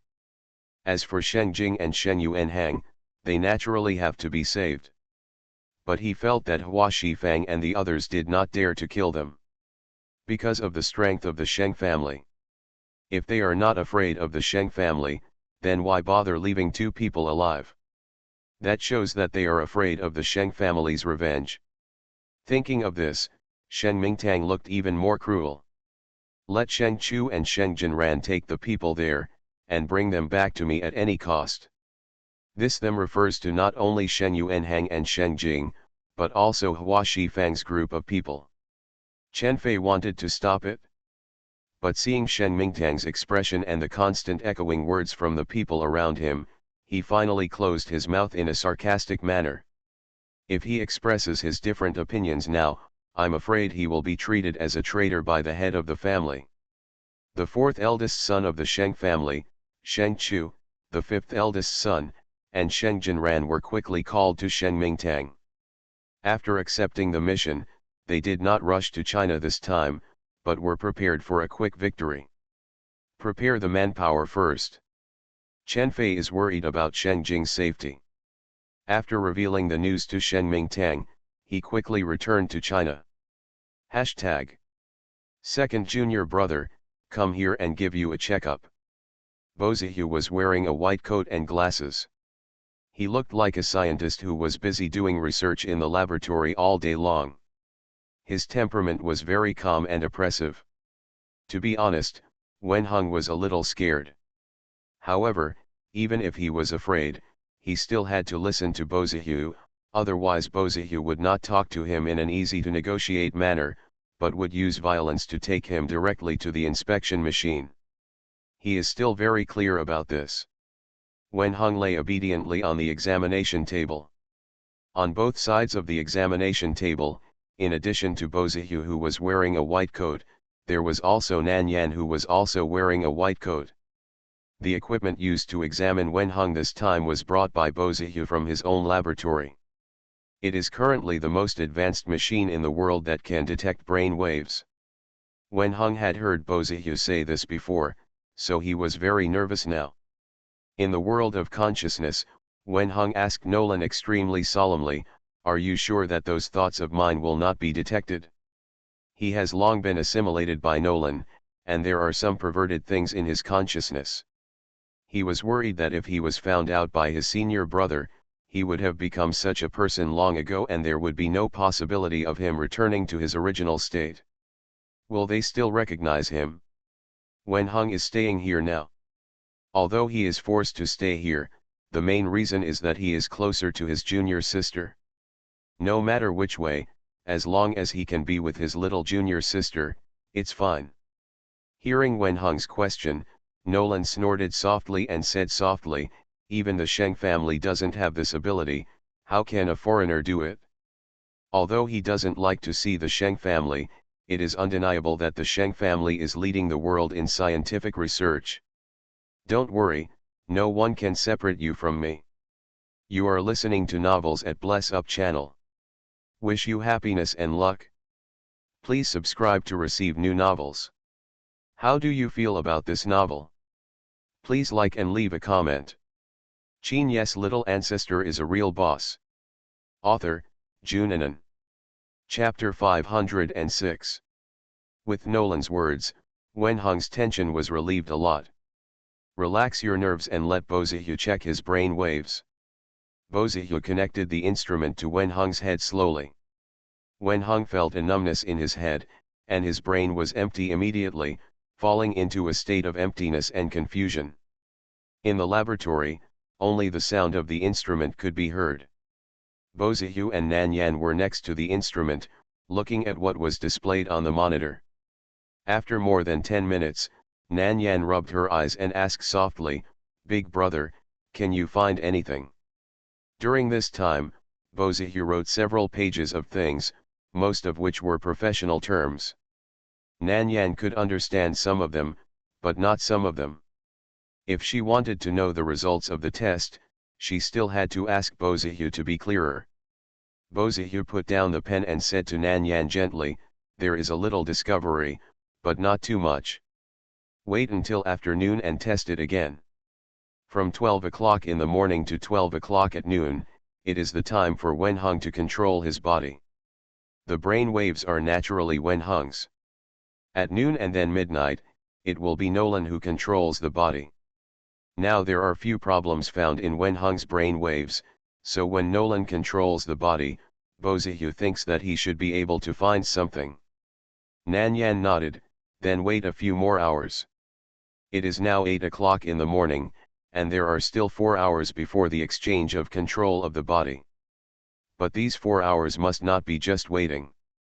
Nanyan is still thinking about Shen Junking and Bai Chen's bodies, and wants to study some more genetic drugs that can speed up the healing of the body. It's just right to take advantage of the fact that there is nothing to do now and I am in the laboratory, so I will prepare it first." Bozihu temporarily put Wenheng down from the examination table. Wenheng felt a little uneasy, but he behaved very well in front of Bozihu. He stood in front of Bozihu and asked tentatively, "Big brother, do I still have a chance to regain full control of my body? Don't find out anything. If Big Brother finds out the dirt and filth in his heart, Big Brother will definitely beat him to death." Compared to the master, Wenheng was most afraid of his senior brother Bozihu. After all, although the master looked fierce, he didn't hit anyone, at most he would be punished. But the senior brother really hit him. Thinking about the beatings he received from the senior brother, it was probably all the beatings he would receive in his life. He also had his leg broken. Although the leg was in the hands of the master, it only took 3 days to heal, but he had long been deeply terrified of his senior brother.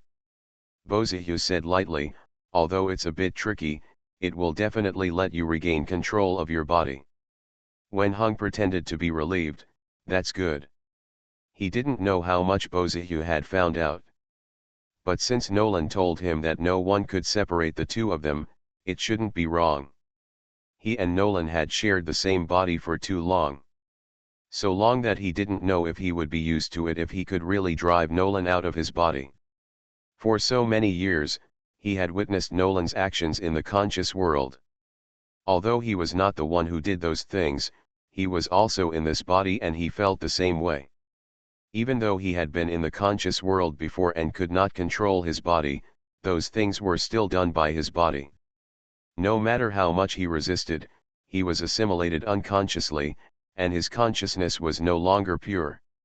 He was already a potential demon and could no longer recover. With Nolan, he could still push these evil thoughts onto Nolan without psychological pressure. If he did those disgusting things again without Nolan, he would have no fig leaf at all. How could he hold his head up in front of his fellow apprentices and his junior sister in the future? So, he didn't want Nolan to leave his body anymore. It's good like this now. In the conscious world, Nolan could feel the fluctuations in Wenheng's thoughts. Nolan couldn't help but smile with a very proud and arrogant smile.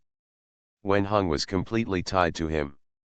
As long as he doesn't want to expel him from the body, he can occupy this body openly. Bozihu didn't know what Wenheng was thinking. But Wenheng's situation was indeed quite novel to him. Taking advantage of the fact that there were still a few hours before the exchange of control of the body, Bozihu asked him some related things. Wenheng sat in front of him like a good boy, and he answered his questions. But his eyes occasionally looked to the other side, at Nanyan who was concentrating on studying the potion. "Junior sister, save me." He didn't want to face the senior brother alone, sob. 12 o'clock noon. The soul that controlled the body was replaced, Wenheng went offline, and Nolan went online. It was the first time that Bozihu saw the scene of two consciousnesses alternating. It was obviously the same body, but after the soul was replaced, the aura suddenly became completely different. The gloomy and sick eyes, the whole person exuded a sense of evil. Nolan moved his neck, making two crisp sounds, and then leaned back in his seat like a big boss, looking at Bozihu, who was sitting opposite him with a lazy and decadent look. "Big brother, it's our first meeting, please take care of me." The body controlled by Nolan was indeed the first time to talk face to face with Bozihu. Bozihu's face showed a strong disdain. "Don't try to make connections, you are not our second." Nolan laughed proudly, "But, we are one now, he is mine, I am him, you can't separate us at all. Whether you admit it or not, I am your second apprentice brother. Anyway, it shouldn't be bad for him to make friends and get a connection, right? After all, this senior brother can't beat him to death."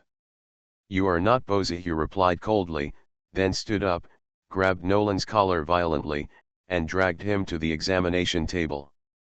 Nolan wanted to struggle.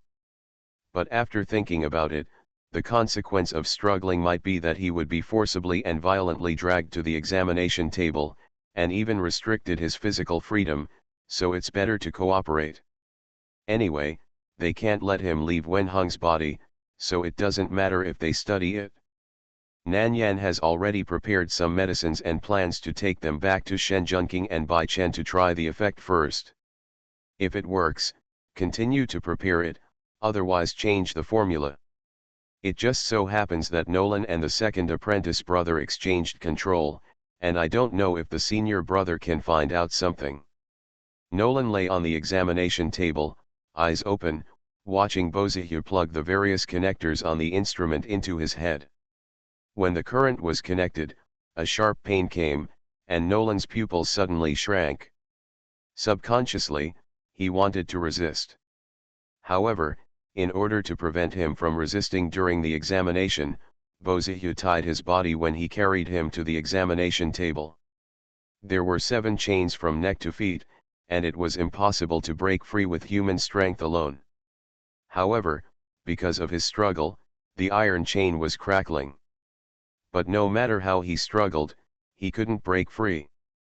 Wenhung advised him in his mind, "You'd better not resist. If you resist again, you will suffer." In the hands of the eldest brother, there is no possibility of breaking free. The only one who can be hurt is him. Nolan's struggling movements gradually calmed down under Wenhung's persuasion, and he relaxed his body to accept Bozihu's examination. Under the stimulation of the current, his pupils were a little sluggish and his expression became blank. After he gave up resisting, Bozihu began to record Nolan's brain waves. Nanyan is not good at these things, so she just waited for the results as a spectator. An hour later, Bozihu turned off the instrument. Nolan was in a trance for a few minutes before slowly regaining consciousness. He narrowed his eyes gloomily. This feeling of being out of control is really annoying. There is an illusion that he has lost control of his body and has become a wandering soul with nothing to rely on. This feeling is similar to when he was studying the virus and successfully poisoned himself to death. His soul left his body and wandered in the state of soul. If he hadn't found Wenhung, whose soul compatibility with him reached an astonishing 99%, he might have continued to be a wandering soul. Nolan would never want to change back to that state again. Only with a body can you be called a human. Without a body, you can't do anything. Therefore, even if he is destroyed, he will not leave Wenhung's body. Nanyan saw that Bozihu put down his pen and looked solemn, and couldn't help asking, "How is it? Is there a difference between Nolan and the second brother's brain waves?" She just wanted to know if Wenhung could be restored to his original appearance.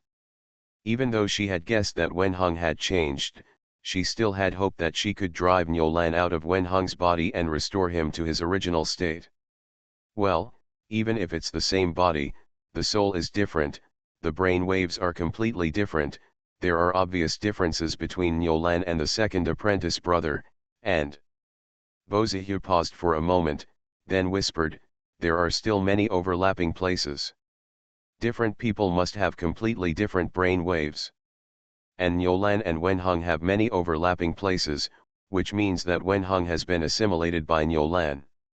It's normal to think about it."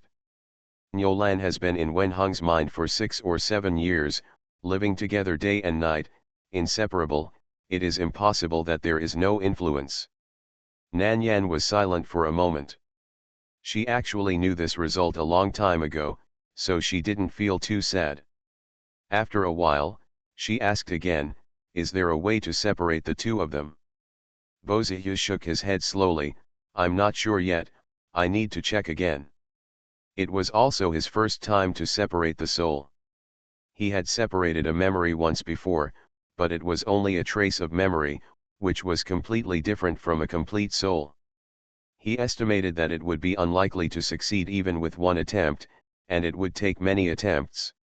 Well, then, will you stay here recently, senior brother? Bo Ziyu nodded, that's what I plan to do.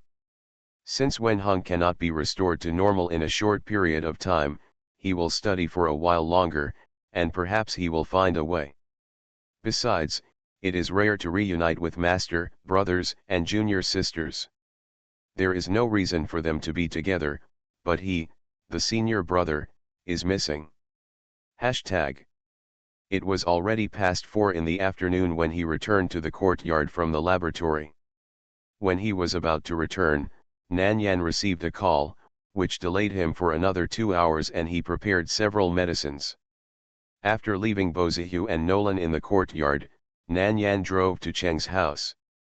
The previous call was from Tao Qingming, who said that Mr. Cheng was a little weak recently and hoped that Nan Yan could help to see him. The last time Nan Yan helped Mr. Cheng treat his illness, he had not yet developed genetic drugs, so the old injuries in his body could not be cured.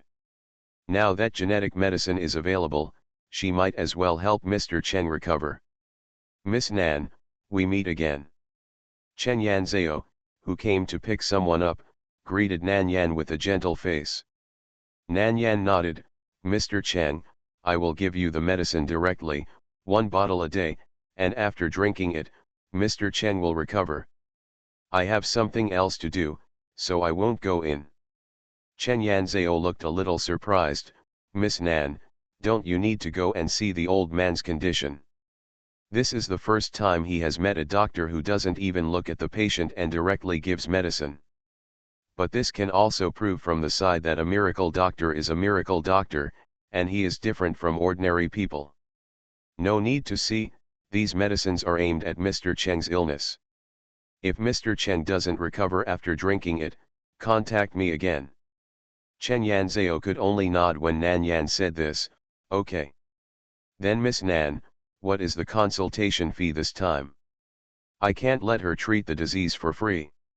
Nan Yan said a sum of money, just transfer it to me. Okay, Chen Yanzhao smiled gently, then took out his mobile phone and transferred Nan Yan's consultation fee. Then, watching Nan Yan turn around neatly, open the car door, get in the car, and disappear from his sight, Chen Yanzhao sighed silently. He really wanted to make friends with Nan Yan. However, Nan Yan did not give him this opportunity. Forget it, he was not lucky enough to be her friend. Chen Yanzhao took the medicine given by Nan Yan and went back to the house. Seeing that he was the only one who came in, Ms. Cheng was a little confused, Azao, where is Miss Nan? She left the medicine and left. Chen Yanzhao raised his hand and pointed to the box of medicine in his hand. Ah, Ms. Cheng was even more surprised, she gave the medicine without even seeing your grandfather's condition. Yes, Chen Yanzhao nodded. What a miracle doctor, the medical skills are so high that he can give medicine directly without seeing the patient. Ms. Cheng's words were sincere praise. But if you just listen to it, it sounds a little wrong. Chen Yanzhao pulled the corner of his mouth and planned to take the medicine in directly. The young man who had been in the room suddenly said, Grandma Chen, can you give me a dose of this medicine? I want to take it back to study and see how effective it is. Since he came, the family has been talking about how good Nan Yan's medical skills are, how miraculous she is, and how she saved old man Cheng. They almost praised her to the sky. But he didn't quite believe it. However, this time when he treated old man Cheng, he did find that his condition had improved a lot, which made him a little curious about how Nan Yan did it. He was sure that old man Cheng would not live long, and he thought that he would not be able to see him when he came back this time. Unexpectedly, the person was still alive. Weakness is inevitable, but life is not in danger. So, he was very interested in the medicine in Chen Yanzhao's hand. Qin Ye's little ancestor is a real boss. Author, Junanan. Chapter 507. Old Madam Cheng hesitated for a moment. Si Hung was also an acquaintance, and he had helped a lot when Nan Yan was not found to treat old Master Cheng. Now Si Hung said he wanted a herb for research, and she couldn't be stingy, so she asked Chen Yanzhao to get one for Si Hung. Thank you, Grandma Cheng. Since Grandpa Cheng has the medicine, I'll go back first. Si Hung held the medicine in his hand and couldn't wait to take it back for research. Old Madam Cheng nodded, go. Hashtag. After Nan Yan came out of Cheng's house, she wanted to go back to the courtyard. On the way to Cheng's house, Fu Yubai called her and said that Chen Fei was back and brought back news that the Sheng family would send someone. Shen Mingtang didn't even care about the lives of Sheng Jing and Shen Yuanhang, and he wanted to catch them back at all costs. In this regard, Nan Yan just wanted to say, who gave him the confidence? He has been respected for too long, thinking that his words are the imperial decree. As long as he speaks, no one dares to disobey his orders. Nan Yan felt that they should teach the Sheng family a lesson. Lest they become arrogant and think that this is a feudal society, and a mere family still wants to dominate. Before they reach the courtyard, another call comes in. It's from the Qin family's old house. Yan Yan, a woman who claims to be your mother is looking for you at the Qin family. Do you want to see her? Old Madam Qin heard Qin Lu talk about the relationship between Nan Yan and the Yan family. For An Yaoking and Lu Lihua, the parents, old Madam Qin hates and despises them from the bottom of her heart. But after all, Lu Lihua is her biological mother, and she can't make a decision on her own, so she contacted Nan Yan. Nan Yan, drive her away, she has nothing to do with me. She has done her best by not taking revenge on the Yan family. This is still for the sake of Mr. An, and she doesn't want to embarrass him. Okay, then Yan Yan, will you come back for dinner tonight? Madam Qin paused and said with resentment, you haven't had dinner at home for a long time. When Nan Yan heard Madam Qin's tone, she hurriedly said, back. It's time for her to accompany the old lady. Otherwise, the old lady will get angry with her and need her to coax her. Madam Qin responded with satisfaction, then hung up the phone and asked the housekeeper to drive Lu Lihua away. The housekeeper went out for a while, and came back soon, saying embarrassedly, Madam, that woman refused to leave, and said that if Miss Nan didn't come to see her, she would commit suicide, live and crash to death at the gate of the Qin family, so that netizens all over the country would scold her. Madam Qin said angrily, this is crazy. Madam, what should we do now? Madam Qin stood up with a dragon-headed cane and walked out, I'll go see it myself. With Nan Yan's diet therapy, Madam Qin's health is getting better and better. She uses a cane not because she walks unsteadily, but because she is used to it. Besides, the cane is a weapon in her hand. When the time comes, she will beat anyone who doesn't obey with the cane. Lu Lihua stood at the door of the Qin family's old house. In a few months, she was like a completely different person, with a bloated and out-of-shape body and a well-maintained face, now with many wrinkles. No matter how gorgeous the clothes she wore, she no longer had the charm of the past, and the heritage of a scholarly family also disappeared from her, just like a nouveau riche. She had a very bad life in the past few months. After An Yaoking cheated on her, in order to ask for her forgiveness, he sent the mother and son away, and pretended to apologize to him, pretending to be a good man for a month. But Lu Lihua felt sick, and when she saw An Yaoking, she couldn't help but think of his betrayal and felt that he was extremely disgusting. So she never gave him a good face. She thought that in the future, she would rely on her 4 sons and her daughter Nweo, who was not her own daughter but better than her own daughter, to take care of her in her old age. As a result, Nweo disappeared, and before she disappeared, she exposed her wolfish ambitions and poisoned her, and didn't regard her as a mother at all. This was already a blow to her, and then Anmulan and Anziran were indifferent and avoided her in various ways, making her feel that she had lost 2 sons. Recently, there have been frequent abnormalities in the company, causing the eldest and 3rd sons to gradually stop coming home. Every time she called, they would hang up impatiently after a few words, and never come back to see her again. Just a month ago, Yeoking stopped pretending and completely broke up with her. Not only did he personally take back the mistress and her son who were sent abroad, but he also let them live in their home. And Mr. Lu's indifference to her, on the contrary, he was closer to Nan Yan, as if he had abandoned her and only wanted Nan Yan. After a series of blows, Lu Lihua has collapsed and is in extreme emotions. She feels that everything is Nan Yan's fault. All the problems started after Nan Yan came back. If Nan Yan didn't come back, she would still have a happy and beautiful family, 4 sons, and a daughter would always be with her, and An Yeoking would not cheat. All this is Nan Yan's fault. So, she wanted to kill Nan Yan. Only when Nan Yan died, everything would return to normal, back to the past. After Mrs. Jean came out, she saw Lu Lihua's face full of sinister and sick expression. Seeing her like this, Mrs. Jean couldn't help but feel a little uneasy. Isn't Yanyan's mother the daughter of President Lu? How did it become like this? Where is Nan Yan? Lu Lihua looked at Mrs. Jean gloomily, his eyes still looking behind her. She wanted to see Nan Yan, not her. Yan Yan is busy, and even if she is not busy, she will not see you. You said you did so many things to offend Yan Yan before, how can you still have the face to see her now?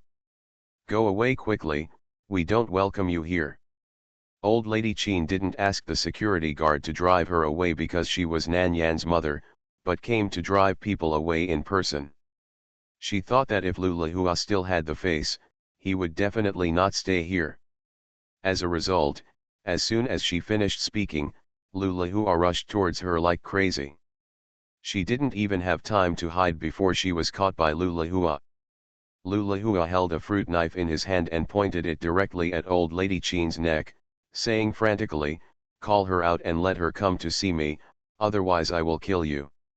Old lady. Let go of old lady. The housekeeper and Aunt Li saw that the old lady was held hostage, their faces turned pale, and they hurriedly called for help. The security guard came out. But Old Lady Qin was in Lu Lihua's hands, so they didn't dare to act rashly. She was even more afraid of an overreaction, which would irritate Lu Lihua and cause her to really hurt Madame Qin. There was no other way, so Li Madame could only inform Nan Yan. When Nan Yan heard that Lu Lihua had held Madame Qin hostage with a knife, she hurried over. She drove the car at the speed of a racing car, and it took less than 10 minutes to reach the destination.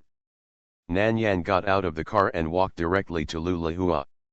Her cold eyes restrained her fierceness and she said indifferently, "You didn't want to see me. I'm here. Let Grandma go." Lady Qin felt Lu Li's sudden rapid breathing and the feeling of the knife piercing her neck because of her excitement. She quickly reminded, "Yan Yan, be careful of her. Her brain is not normal and she may hurt you. Don't come over." Nan Yan glanced at the blood on Lady Qin's neck and didn't dare to act rashly. "Don't hurt Grandma. I'll replace her. How about it?" Lu Lihua stared at Nan Yan fiercely, his whole body tense, like a cat with its fur standing on end. "Come over and replace her, or I'll kill her." "Okay, I'll go over now, don't move." "Yan Yan. Miss Nan." A few soft calls. Everyone was worried about Nan Yan. They didn't want her to get close to Lu Lihua, the lunatic. Nan Yan waved her hand to them, telling them not to worry, and walked calmly to Lulahua. Lady Qin signaled her with her eyes not to be stupid. Nanyan gave her a reassuring look, telling her not to worry. Lulahua didn't want to kill Madame Qin. He held Madame Qin hostage to force Nanyan to come. Now that Nanyan was here, Madame Qin was useless. She pushed Madame Qin hard, then pointed the knife at Nanyan's heart and stabbed her. "You evil creature, go to hell! Go to hell! Go to hell!" As long as she died, everything would be back to the way it was. She wanted her original life. Nanyan didn't hide, but first supported Madame Qin, who was about to fall, then turned her body to avoid the heart, and was scratched on the arm by Lulahua. Seeing that he didn't stab her heart, Lulahua immediately waved the knife again to make up for it. Nanyan had already supported Madame Qin and protected her behind her, so she had enough time to deal with her. She raised her foot and kicked Lulahua hard in the stomach, kicking her back 10 steps, falling to the ground, unable to get up. "Yan Yan, your hand is bleeding, Aunt Li, call a doctor." Old Lady Qin looked at the blood on Nanyan's arm, her eyes turned red with anxiety. Lulahua's knife was merciless, and he was going to kill Nanyan. And Nanyan didn't dodge at all in order to help her. Although she avoided the heart, she was stabbed on her arm, leaving a long wound. Now the flesh is turned outward and bleeding continuously, which looks very scary. Nanyan pressed the wound with her hand and comforted softly, "Grandma, it's okay, it's just a little skin injury, don't worry." "Such a big wound, so much blood, how can it be okay? Your hands are so important, what should I do if there are sequelae?" Old Lady Qin was about to cry anxiously. She would rather get hurt than see Nanyan get hurt. What a great loss it would be if her hand was injured. At this moment, the self-blame and guilt in Old Lady Qin's heart made her even feel that she would not have the face to see Hua Shifang, Sun Chen and Grandpa in again in the future.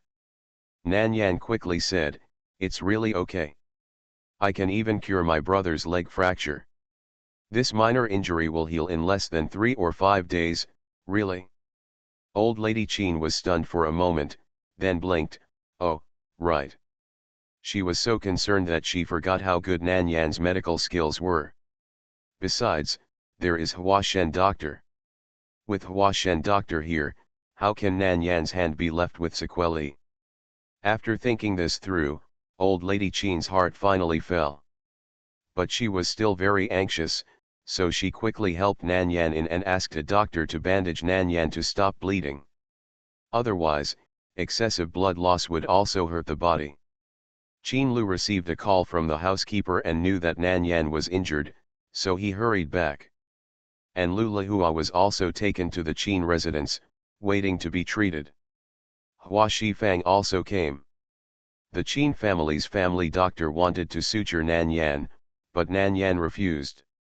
After sealing the acupuncture points on her arm with silver needles to stop bleeding, she contacted Hua Shifang. Hua Shifang applied ointment to her and held her in his arms. "Don't touch water for 3 days, don't use this arm for anything, it will heal in a few days." For Dr. Hua, this was just a minor injury, not worth worrying about. Nanyan nodded, "I know, master." Qin Lu pinched Nanyan's uninjured hand and asked softly, "Yan Yan, how do you want to deal with her?" Lulahua was almost killed by Nanyan's kick, and now she is lying on the ground screaming miserably. Her eyes have completely lost focus and are turbid, and even the sound of screaming in pain is chaotic. She looks like a fool. Nanyan looked at her and nodded to Hua Shifang. After Hua Shifang went over, he took her pulse. Overstimulation of the brain, insane. To be honest, Hua Shifang was quite angry. Lulahua turned into a lunatic and escaped. Otherwise, if she hurt Nanyan, let alone whether Nanyan would let her go, Qin Lu and her fellow apprentices, and the 2 masters would not let her go.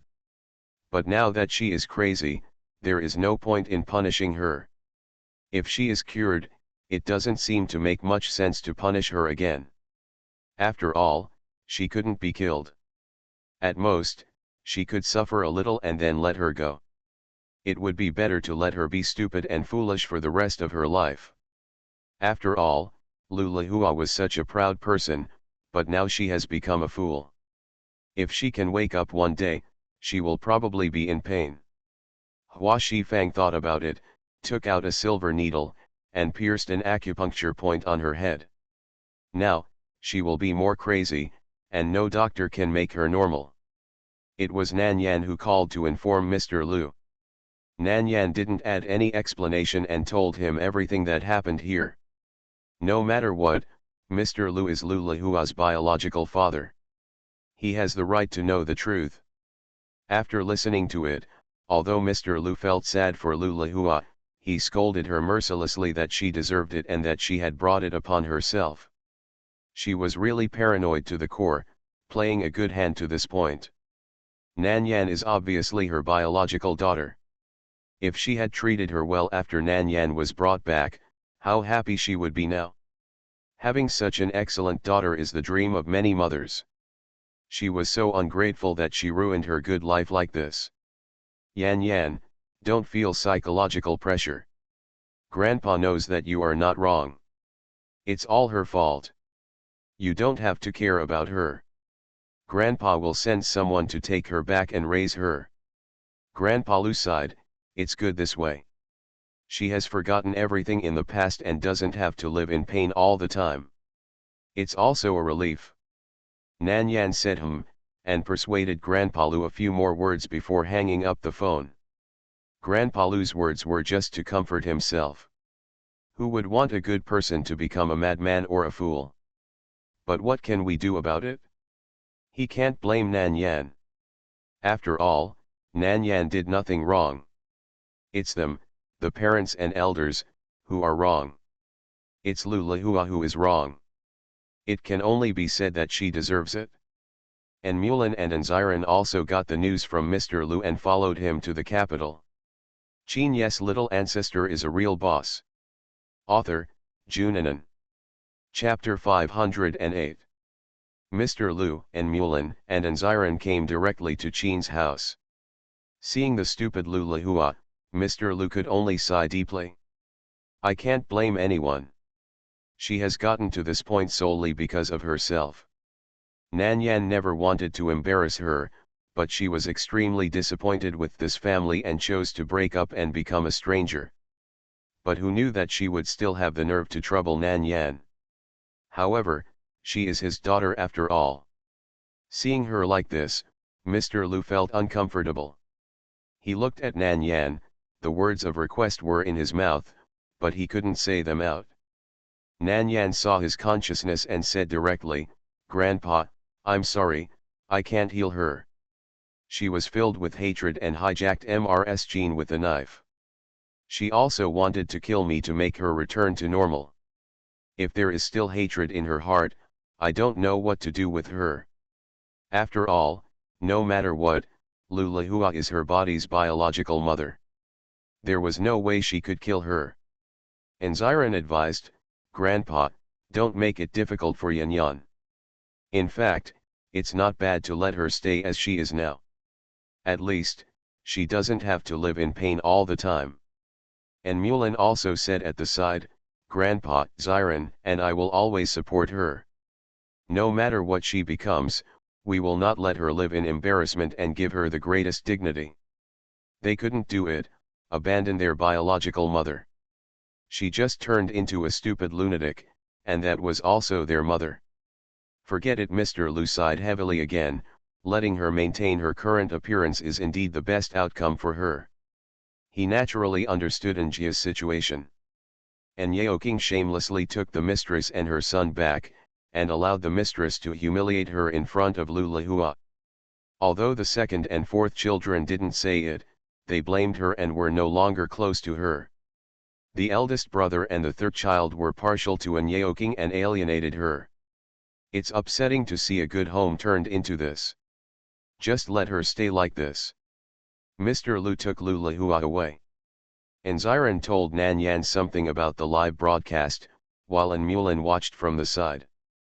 He could not have imagined that the timid girl before would change so much and have grown to the point where people look up to her. She is so dazzling, so confident, powerful and beautiful, like a clown duck transforming into a white swan. The hardships in the past did not destroy her, but made her stronger and braver. And he had done something wrong and always wanted to make it up to her, but it was no longer useful. Seeing the harmonious relationship between Lao Si and Nan Yan, he had an unspeakable feeling in his heart. If he could do it over again, he would definitely not dislike her, take good care of her and become her real second brother. But it is estimated that he will never have a chance in this life. And Mulan also looked away now. Regardless of whether Nan Yan denied that he was his second brother, she was still his only sister. He will always use his own way to silently protect her. Second brother, Yan Yan calls you again. Anziran's voice woken Mulan from his wild thoughts. He quickly looked at Nan Yan. Yan Yan, what's wrong? He had always taken the initiative to talk to Nan Yan. This time, Nan Yan actually took the initiative to talk to him. Nan Yan looked at An Mulan and asked seriously, the An family is my grandfather's lifelong effort. It cannot be ruined by those people. Are you willing to take over the An family? After An's Hisai and An Siding took over the company's efficiency continued to decline. Other shareholders in the company felt that An could no longer survive, and they were selling their stocks one after another. Nanyan bought all those stocks. An's mismanagement was due to An's Hisai and An Siding's inability to suppress those evil shareholders. As long as we kick out those shareholders who don't know how to do anything all day long and can just point fingers, the company will soon be able to get back on track. The reason why Nanyan chose An Mulan to manage it was that he had his own company, which was well managed and experienced. The other is that Nan Yan's impression of him is much better than that of An's Hisai and An Siding.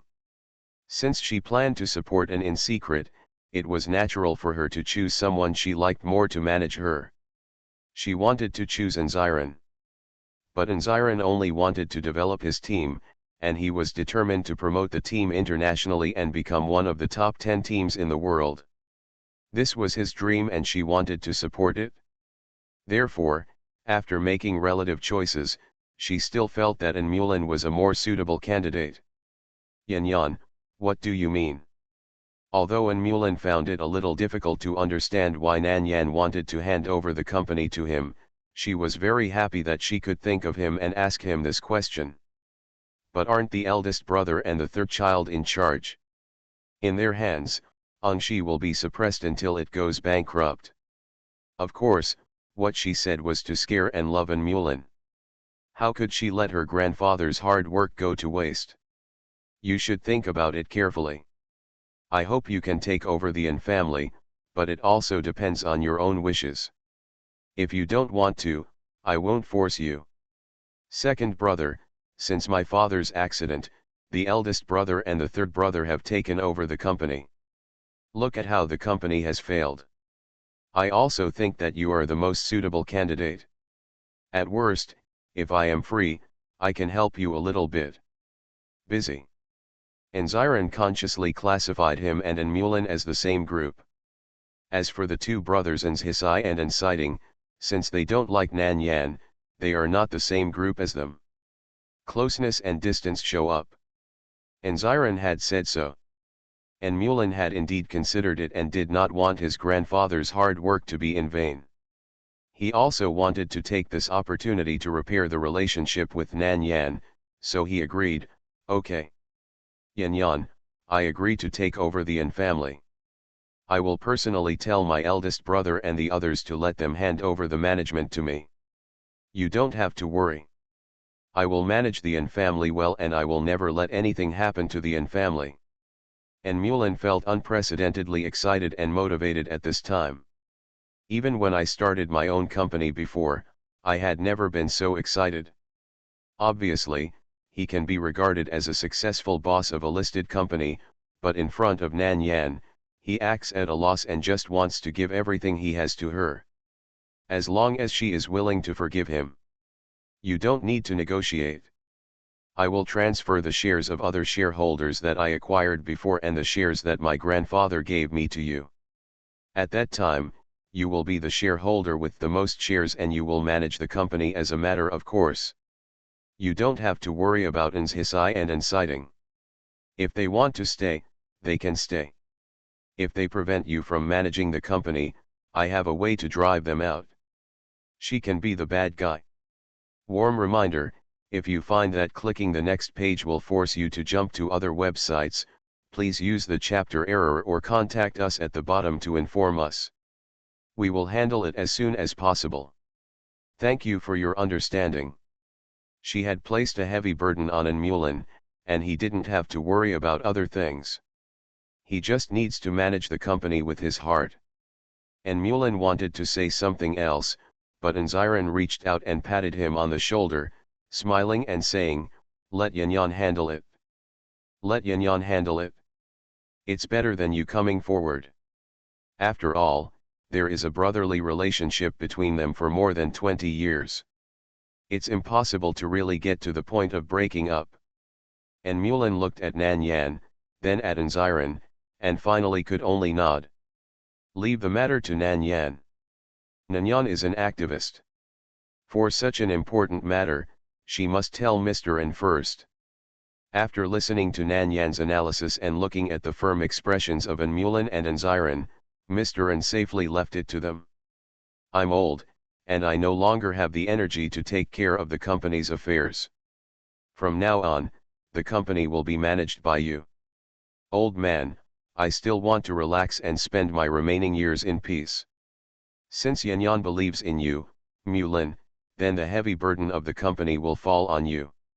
And Mulin nodded, Grandpa, don't worry, I will work hard to make the company bigger and stronger.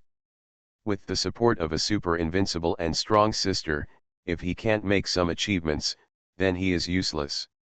In the next few days, Nanyan began to secretly plan to make An's situation more and more serious. However, An's Hisai and inciting were extremely busy every day, but they still could not stop the company's losses, and were soon scolded by shareholders. From the father, An Yeoking, he scolded their two sons. An's Hisai and inciting were also holding fire in their hearts, feeling aggrieved and angry. The company has been interfered with too much by shareholders, and various related parties have been installed in it. As a result, the employees who are really capable of working have been squeezed out, and important positions are held by a group of morons. It would be strange if the company is not in a mess. I don't care who cares about this broken company. An's Hisai was also annoyed. He used to run his own company, but without so many people interfering, he could manage the company well. But unlike now, half of the people don't listen to what he says, and they don't do it well. He really couldn't do this kind of thankless job anymore. He would rather go back and continue working in his own company than suffer here. Inciting was also very irritable. He was about to explode when he was stimulated by this smoky company environment. Inciting hesitated and said, "Brother, if we don't care about the company, won't the company be completely occupied by those shareholders? Whoever is willing to take over a company that is losing money can take over. Now my company, your company, and the second son's company's profits are not bad, and you don't have to count on this company. Even the fourth game team is developing well. Now An's is just a burden to us and will no longer provide us with any benefits. What is this kind of company that can't make its own decisions and whose shareholders can dictate what it wants to?" At the same time, An's Hisai couldn't help but be angry with An Yeoking. When Mr. An founded the company in the past, he held almost all the shares in his own hands. But later, when Mr. An's health failed, An Yeoking took over. As a result, more and more financing was raised, more and more scattered shares were left outside, and more shares were given out, resulting in the shares in their hands in total, it turned out to be only 51%. You know, if the outstanding shares of a large company exceed 50%, it is very likely that the company will change hands directly. However, it has not changed owners now, and the situation is not much better. Obviously, this declining company cannot be saved. Hisai discussed it with Inciting, and soon went back to Yeoking to tell him. Now Yeoking has long ignored the company's affairs, happily raising children with his mistress, eating, drinking and having fun every day, without worrying about the company's affairs at all. So he didn't have much objection to what the two brothers said. It just so happened that if he sold all his shares, he could get a large sum of money. He could live comfortably even if he didn't work for the rest of his life. When the news that Yeoking was going to sell his shares reached Nan Yan. Although Nan Yan was the cause of the company crisis, she was also angry at Yeoking's incompetence and cowardice. This is the company that Mr. N worked hard for when he was young. The three of them, father and son, could abandon it without mercy and cash out the company in their hands. Nan Yan was already angry with them. Qin Lu felt the chill emanating from her body across the distance of a sofa and went to comfort her. He stroked her head and coaxed, "Don't be angry, it's not worth it. Brother, I want to teach them a lesson." Nan Yan was serious. No matter how much they bullied her in the past, spoke ill of her, and used various means to deal with her, she could turn a blind eye and pretend not to see it. Anyway, they couldn't hurt her. For the sake of the original owner and grandpa, she didn't make things difficult for them. But now their behavior really disgusted Nan Yan. What they did was even more excessive than Lulahua's. So, she wouldn't let them be so comfortable anymore. Qin Lu rubbed her head and chuckled, "Just do it, I will support you." He would do his best to complete whatever she wanted to do. Not to mention dealing with a small company like the N family, even if she wanted to destroy the Sheng family, he would do it. Yeoking, Hisai and Inciting sold their shares. And it was Nan Yan who bought the shares. The three fathers and sons were so cold-hearted that they took action directly without discussing with Grandpa and Mulin and Ziren. And their behavior also caused Ans to almost fall apart after they sold their shares. Other shareholders followed suit and wanted to sell their shares to collect money and run away. Nan Yan accepted all the orders. Still at the price after the sharp drop, with a lot less budget, almost all of An's shares were taken back. Just when An's employees thought An was finished. Mulin, Ziren, and Nan Yan came to the company and made great efforts to rectify the situation, driving out all the termites left in the company. Capable employees were promoted and given salary increases, and the vacant positions were temporarily filled by people transferred by Qin Lu, so that Mulin could slowly recruit people to fill the vacancies. After drastic rectification, Ans was more prosperous than before.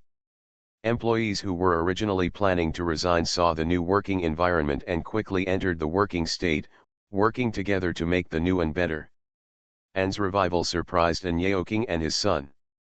Especially knowing that it was Nan Yan who bought their shares, the awkwardness in their hearts made them feel like they had eaten a fly. But before they could find Nan Yan, Hisai and Inciting's company began to have problems frequently.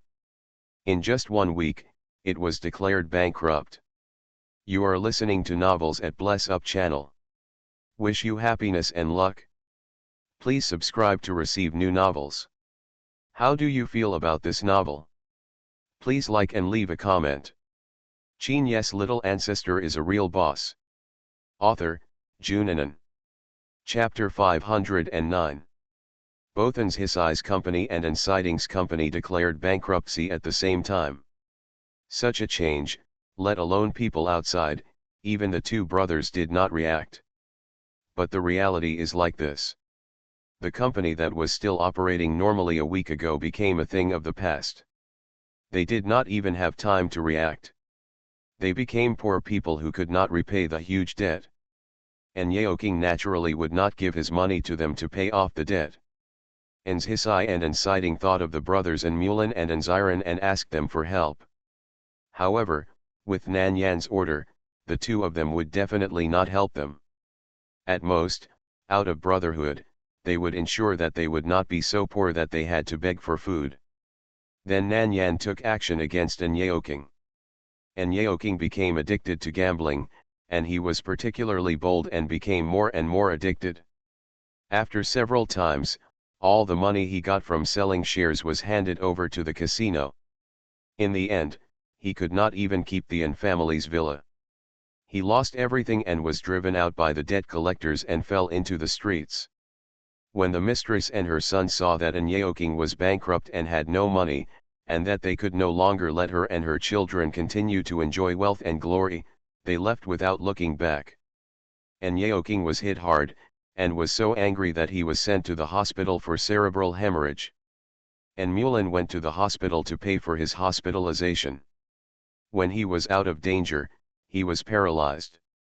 He had to eat, drink, defecate and urinate in bed in the future, and he could no longer rely on outsiders to take care of him in his life. Hisai and Ansiding, who had several sons, were already busy with their own affairs, so they didn't care about him. As for Mulin and Anziran, they were very kind to him and found a nurse for him so that he would not be too embarrassed because no one took care of him, and he would not be driven out because he had no money to pay for the hospitalization. Later, Hisai and Ansiding went to Mulin again and again. After seeing that they had indeed been taught a lesson, Nanyan spoke up and arranged the two of them to work in Ans again. But this time, the two of them were not able to be directly airborne into the management, but started as ordinary employees. If you want to enter the management, you have to rely on your real ability and strength to get promoted. Of course, this is all later.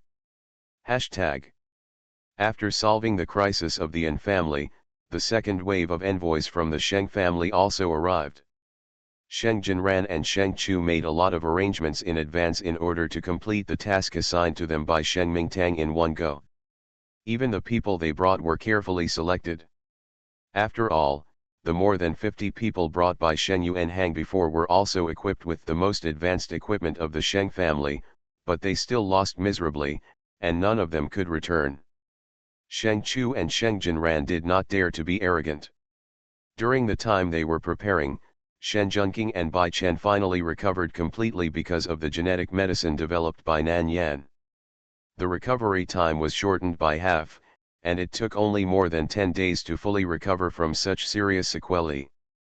Knowing that the Sheng family would come to make trouble again, Shen Junqing and Bai Chen directly transferred all their people to protect Nanyan and Hua Shifang. The scientific research team under Qin Lu is indeed a gathering of the most advanced scientists in China.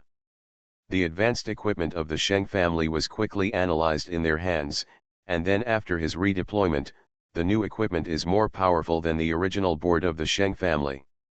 In order to protect Nanyan and others, he transferred some professionals to the Saihewan to protect them.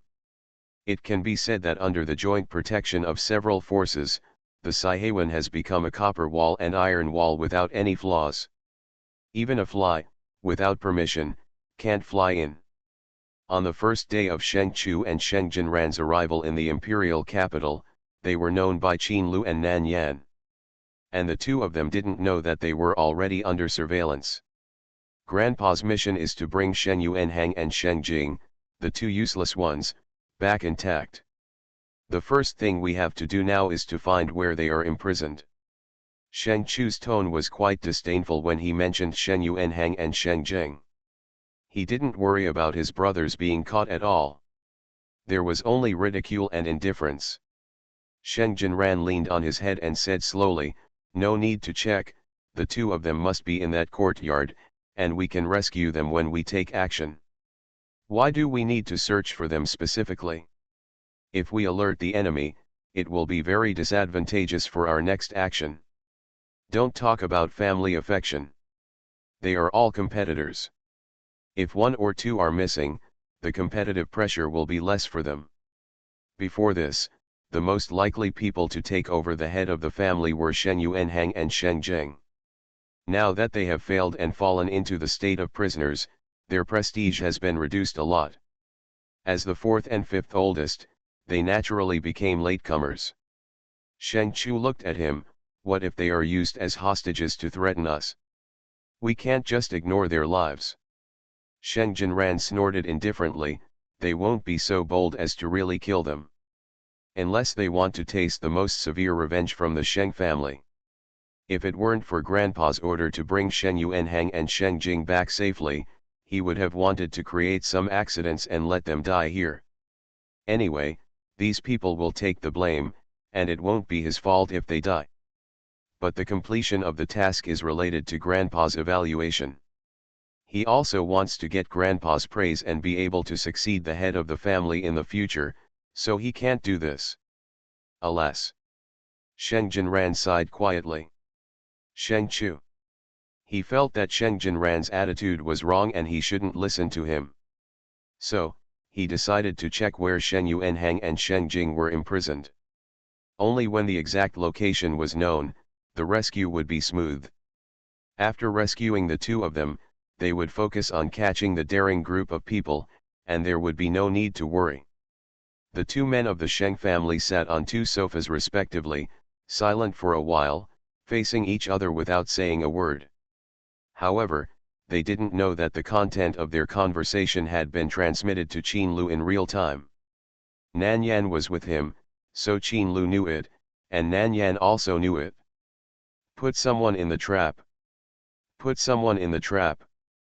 Two voices sounded at the same time.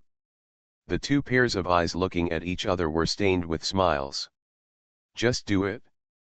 Then, Nan Yan told the master and senior brothers about the plan. Put someone in the trap, and it was decided. The point is that when they talked about these things, they did not avoid Sheng Jing. Sheng Jing was in the courtyard, and he was said to be a captive hostage, but his range of activities was very free. As long as he doesn't leave the courtyard, it's fine. He knew that the reason why he had this privilege, unlike Shen Yuanhang, who was still locked up in the basement and had no one to treat his injuries, was because he was kind to Nan Yan and his group when he was at the Sheng family. In order not to be treated the same as Shen Yuanhang, he was very honest.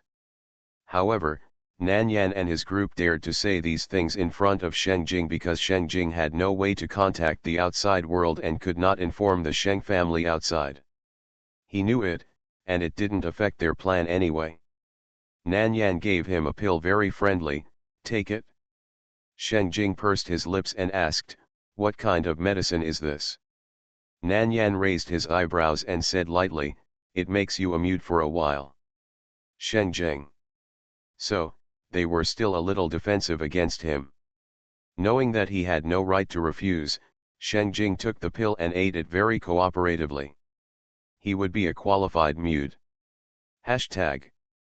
3 days later, those who had known in advance that Sheng Chu would come to inquire about the situation tonight began to act according to the plan. The people sent by Sheng Chu easily jumped over the wall and entered the courtyard. The secret guards hiding in the dark were patient and kept quiet, staring at them. Fourth young master, we have found the location of the third young master. After the people sent by Sheng Chu found where Sheng Jing lived, they first told Sheng Chu where he was. But they searched for Shen Yuanhang for a long time but couldn't find him. Shen Yuanhang was in the basement, and Nan Yan didn't deliberately take advantage of the situation and get Shen Yuanhang out, so he continued to be locked up. In order to allow the people sent by Sheng Chu to find the entrance to the basement without noticing, Fu Yubai deliberately put a fairly obvious sign at the entrance and exit of the lower basement. After searching for more than 10 minutes, the people sent by Sheng Chu finally found the entrance and exit of the basement, and immediately contacted Sheng Chu excitedly and sent him the possible location of Shen Yuanhang. After completing the task of gathering information, Sheng Chu didn't let anyone continue to wander around the courtyard. He was very careful, afraid of alerting the enemy, and after determining the location, he did not plan to continue. The next day, he prepared to rescue. Sheng Jinran would bring people, and after he rescued Sheng Jing and Shen Yuanhang, he would take action and directly capture these ignorant foreigners. The two brothers brought nearly 100 people this time, just to be prepared for any eventuality, and succeeded at once.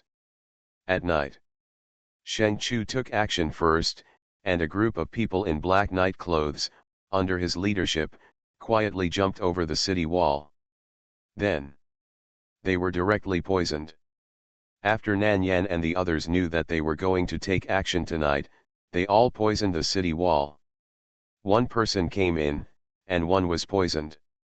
The strong toxicity, unless they were cultivated after birth, and were immune to all poisons, they would be infected.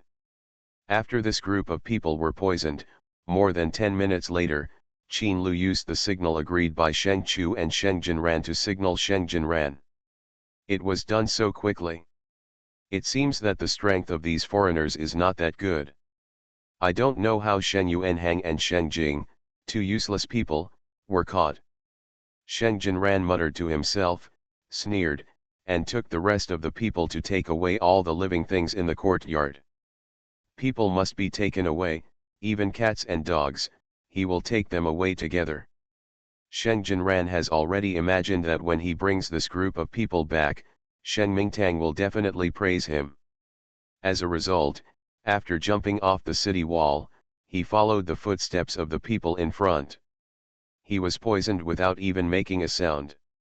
From this, it can be seen that a powerful poison master must not be offended. Otherwise, in a minute, he will not even know how he died. Hashtag. Chen Fei became a messenger again. Compared to the first time, he felt that he was under more pressure the second time he came to deliver the message. But there is no way to deal with the pressure. No matter how much pressure he has to do it. Master, the fourth and fifth young masters were also arrested. They asked me to come back and tell you to send more people. They will continue to take all the prisoners. Bang. Before Chen Fei finished speaking, there was a loud noise. Shen Mingtang grabbed the teapot next to him and continued to smash it on the ground. Broken porcelain pieces splashed on his face, leaving small bloody cuts. He did not dare to move, kneeling on the ground respectfully, waiting for Shen Mingtang to speak. Master, what should we do now? The others did not expect that Sheng Chu and Sheng Jinran, who had made preparations, were also arrested. Now the young masters in the family are only the 6th, 7th, 8th, and 9th young masters. Do we really have to send more people? But what if they continue to deliver express and send heads to Nanyan and others this time? Do we have to put all 8 young masters in it? This is not okay. Master, how about we make peace? Although it is a bit embarrassing for the Sheng family to make peace on their own initiative. But it is even more embarrassing if the news of the young masters being arrested spreads. The imperial capital is not our territory after all. It is unlikely that we will send more people. For the safety of the young masters, we can't continue to irritate them. It's just a warning now. What if they really annoy people and die? Shen Mingtang was really going to be furious. He had to think about what he should do. He was definitely unwilling to show weakness like this. If he didn't show weakness, the 4 captured grandsons would not be able to come back. It seems that Hua Shifang really didn't want to stay in the Sheng family. Forget it. Then let them go. Shen Mingtang sighed secretly, looked at Chen Fei with turbid eyes and said, "Go back and tell them that I want to make peace with them and let them release Yuan Hang and the other 4. Let them set the conditions." Chen Fei took the order and ran back to the imperial capital to tell Nanyan and the others that Shen Mingtang wanted to make peace. For the moment, accepting the peace is the best outcome. Although the Sheng family has suffered losses at their hands again and again, the strength of the Sheng family is there. It doesn't mean that these losses mean that their ability is not as good as theirs. On the contrary, after an in-depth investigation, they forced the Sheng family to make peace because they found the strength of the Sheng family. If they really fight head-on, they will suffer at that time. Therefore, everyone agreed to make peace. Nanyan stroked her chin with her fingers and raised her head to ask, "What are the conditions? We don't seem to want anything." "There is something you should want." Nolan, who had been silent, spoke up at this time. "The Sheng family has a meteorite that fell from the sky. The meteorite contains many elements that are not on the earth. The Sheng family can research so many advanced equipment, and that meteorite has a great contribution. You can ask for half of the meteorite. It's impossible to ask for all of it. The Sheng family won't give it. They may not even give half. But the value of meteorites is higher than all others. Even if it's only 1/10, it's enough for several years of research. Hearing Nolan's words, Nan Yan and Qin Lu looked at each other. Then, Bo Zihu's eyes also revealed interest. Seeing this, Hua Shifang made a direct decision, then asked for half of the meteorite. As the messenger of the two sides, Chen Fei returned to the Sheng family again. Then, he told Sheng Mingtang what Nan Yan and the others wanted. Qin Ye's little ancestor is a real boss. Author, Junanan. Chapter 510. Sheng Mingtang was furious, who told them that the Sheng family has a meteorite. This is simply betraying the family. The meteorite is the biggest secret of the Sheng family. Outsiders cannot know it. The only possibility is that someone among the people arrested in the Sheng family took the initiative to reveal it. Sheng Mingtang now wants to throw the person who revealed the news directly to the back mountain to feed the wolves. No matter if it is a dead soldier or the 4 arrested young masters. Whoever dares to say it will be thrown.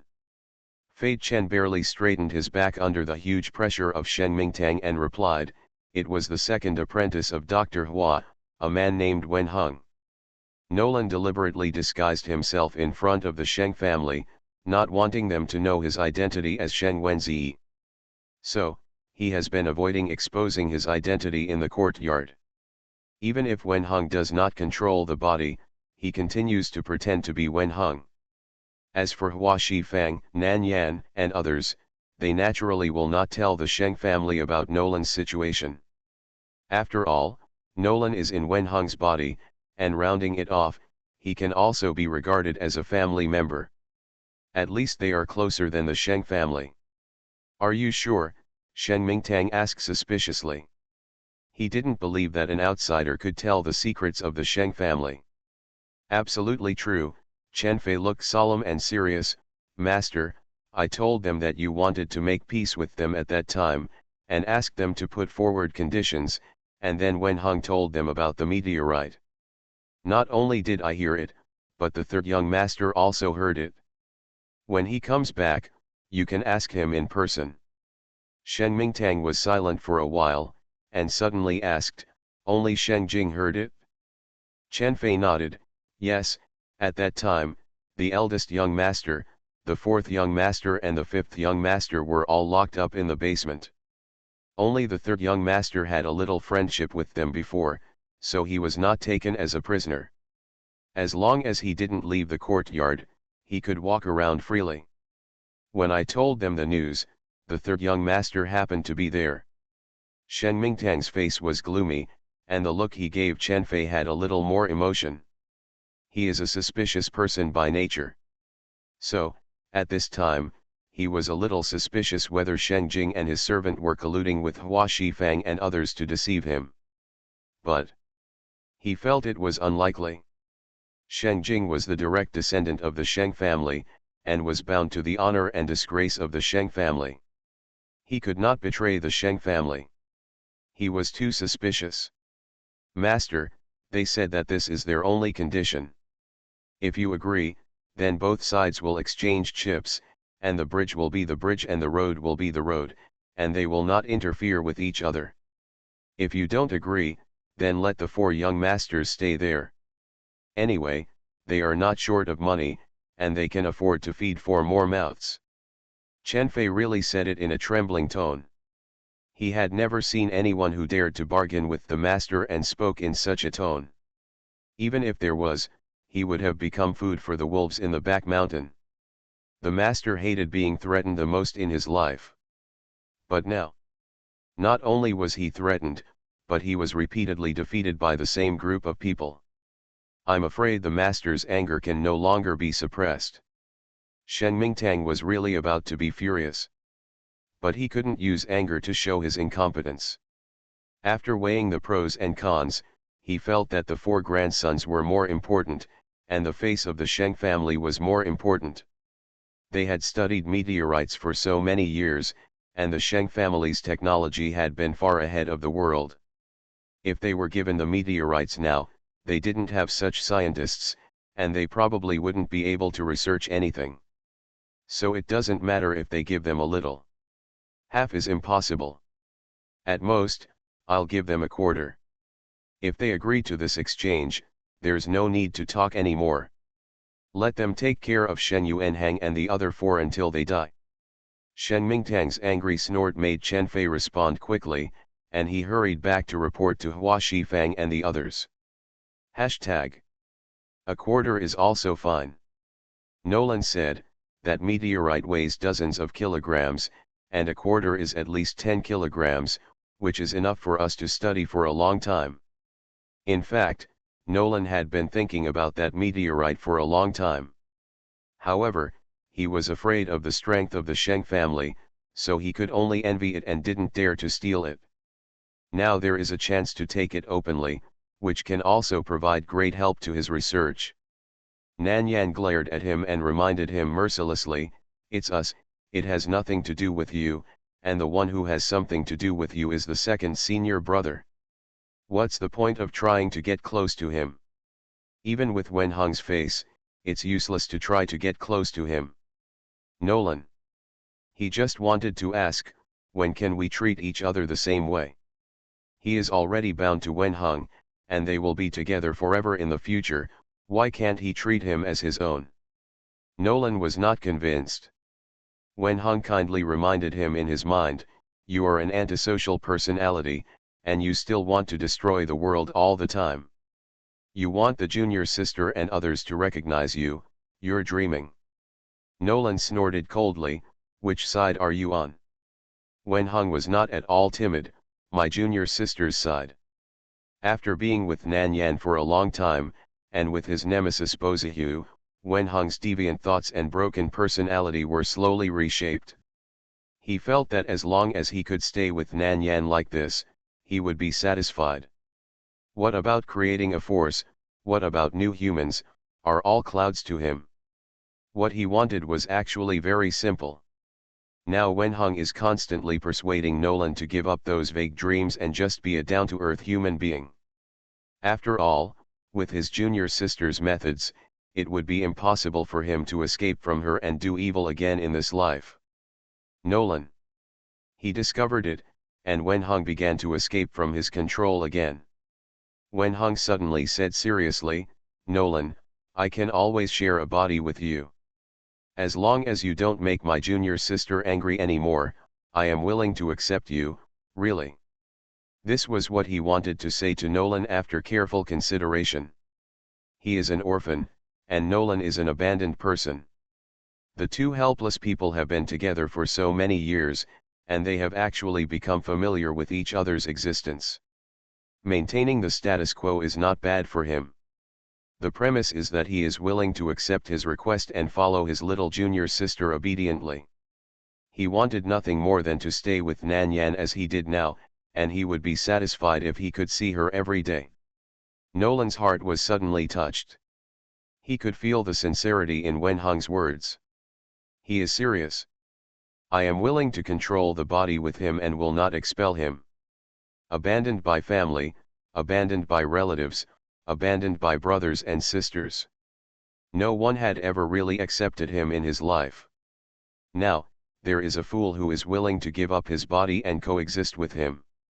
It seems that this temptation is greater for him than dominating the world. Nolan was silent for a long time and said softly, "Let me think about it." Warm reminder, if you find that clicking the next page will force you to jump to other websites, please use the chapter error or contact us at the bottom to inform us. We will handle it as soon as possible. Thank you for your understanding. Wenheng comforted him very considerately, "There's no rush, we can't escape from junior sister's grasp anyway, you have a lot of time to think about it." Nolan. This seems to be true. Nanyan and the others were unaware of the exchanges between Nolan and Wenheng in their minds. They were just watching Nolan talking, and suddenly they seemed dumbfounded.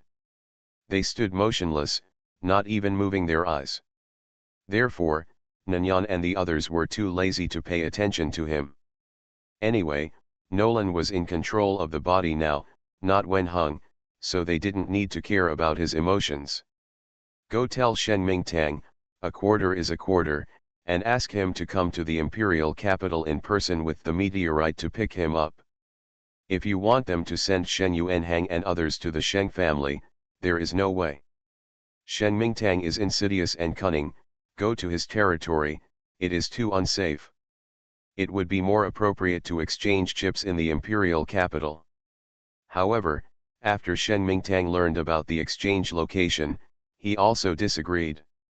What he was worried about was naturally that he had gone to their territory. If they wanted to detain him, he would lose more than he gained.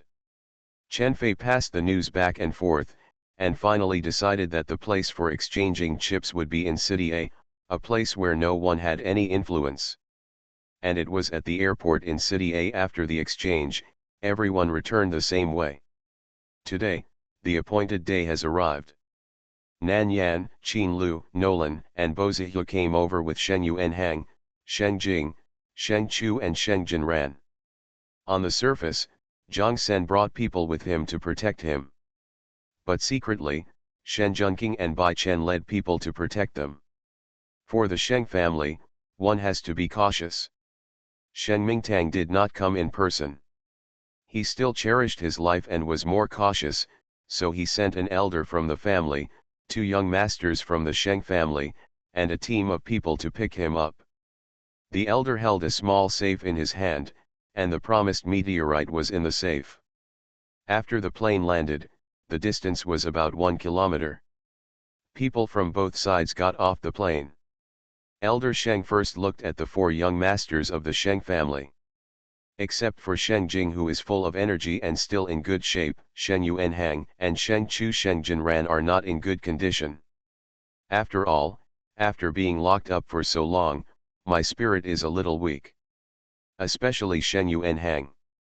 He has been imprisoned for the longest time. He has not fully recovered from the injuries in his body. He has lost a lot of weight and can't even stand on his own. He has to be supported by Sheng Chu and Sheng Jinran. Okay, looks pathetic. You actually abused the descendants of my Sheng family. Elder Sheng was furious. Nan Yan said coldly, in my place, there are no descendants of the Sheng family, only prisoners. Even if your family head comes in person and is caught, he will still be treated like this. You. Elder Sheng looked at Nan Yan angrily. Before he could curse, he heard Sheng Jing say, Elder Sheng, don't say any more. After being together for such a long time, he had a deep understanding of Nan Yan's character. Furthermore, if Nan Yan gets angry, he will be the one to suffer. Elder Sheng's expression changed, and finally he glared at Nan Yan unwillingly before saying, I brought the meteorite you want, let them go. Nan Yan said calmly, inspect the goods first. She couldn't trust the Sheng family's reputation. Elder Sheng placed the safe on the ground, entered the password and opened it. Meteorites carry radiation. After you get it, you'd better find materials that can isolate the radiation. The safe can also isolate radiation, but he wants to take it back. This safe is worth tens of millions, don't expect him to give it to them for free. Nan Yan, Qin Lu, and Bo Zihu Wenheng came forward to take a look. Why so small? The meteorite in the box is only about the size of a fist. Even if the meteorite is dense and heavy, it cannot weigh more than 10 kilograms. Can this be a quarter? Elder Sheng said loudly, is this still small? This is already a quarter of the meteorite we have in hand. When we cut it, we cut a few more grams for you. This is a photo. If you don't believe me, see it for yourself. With that said, Elder Sheng handed over the phone. Above are photos of complete meteorites, weighed and cut, and then weighed individually after cutting.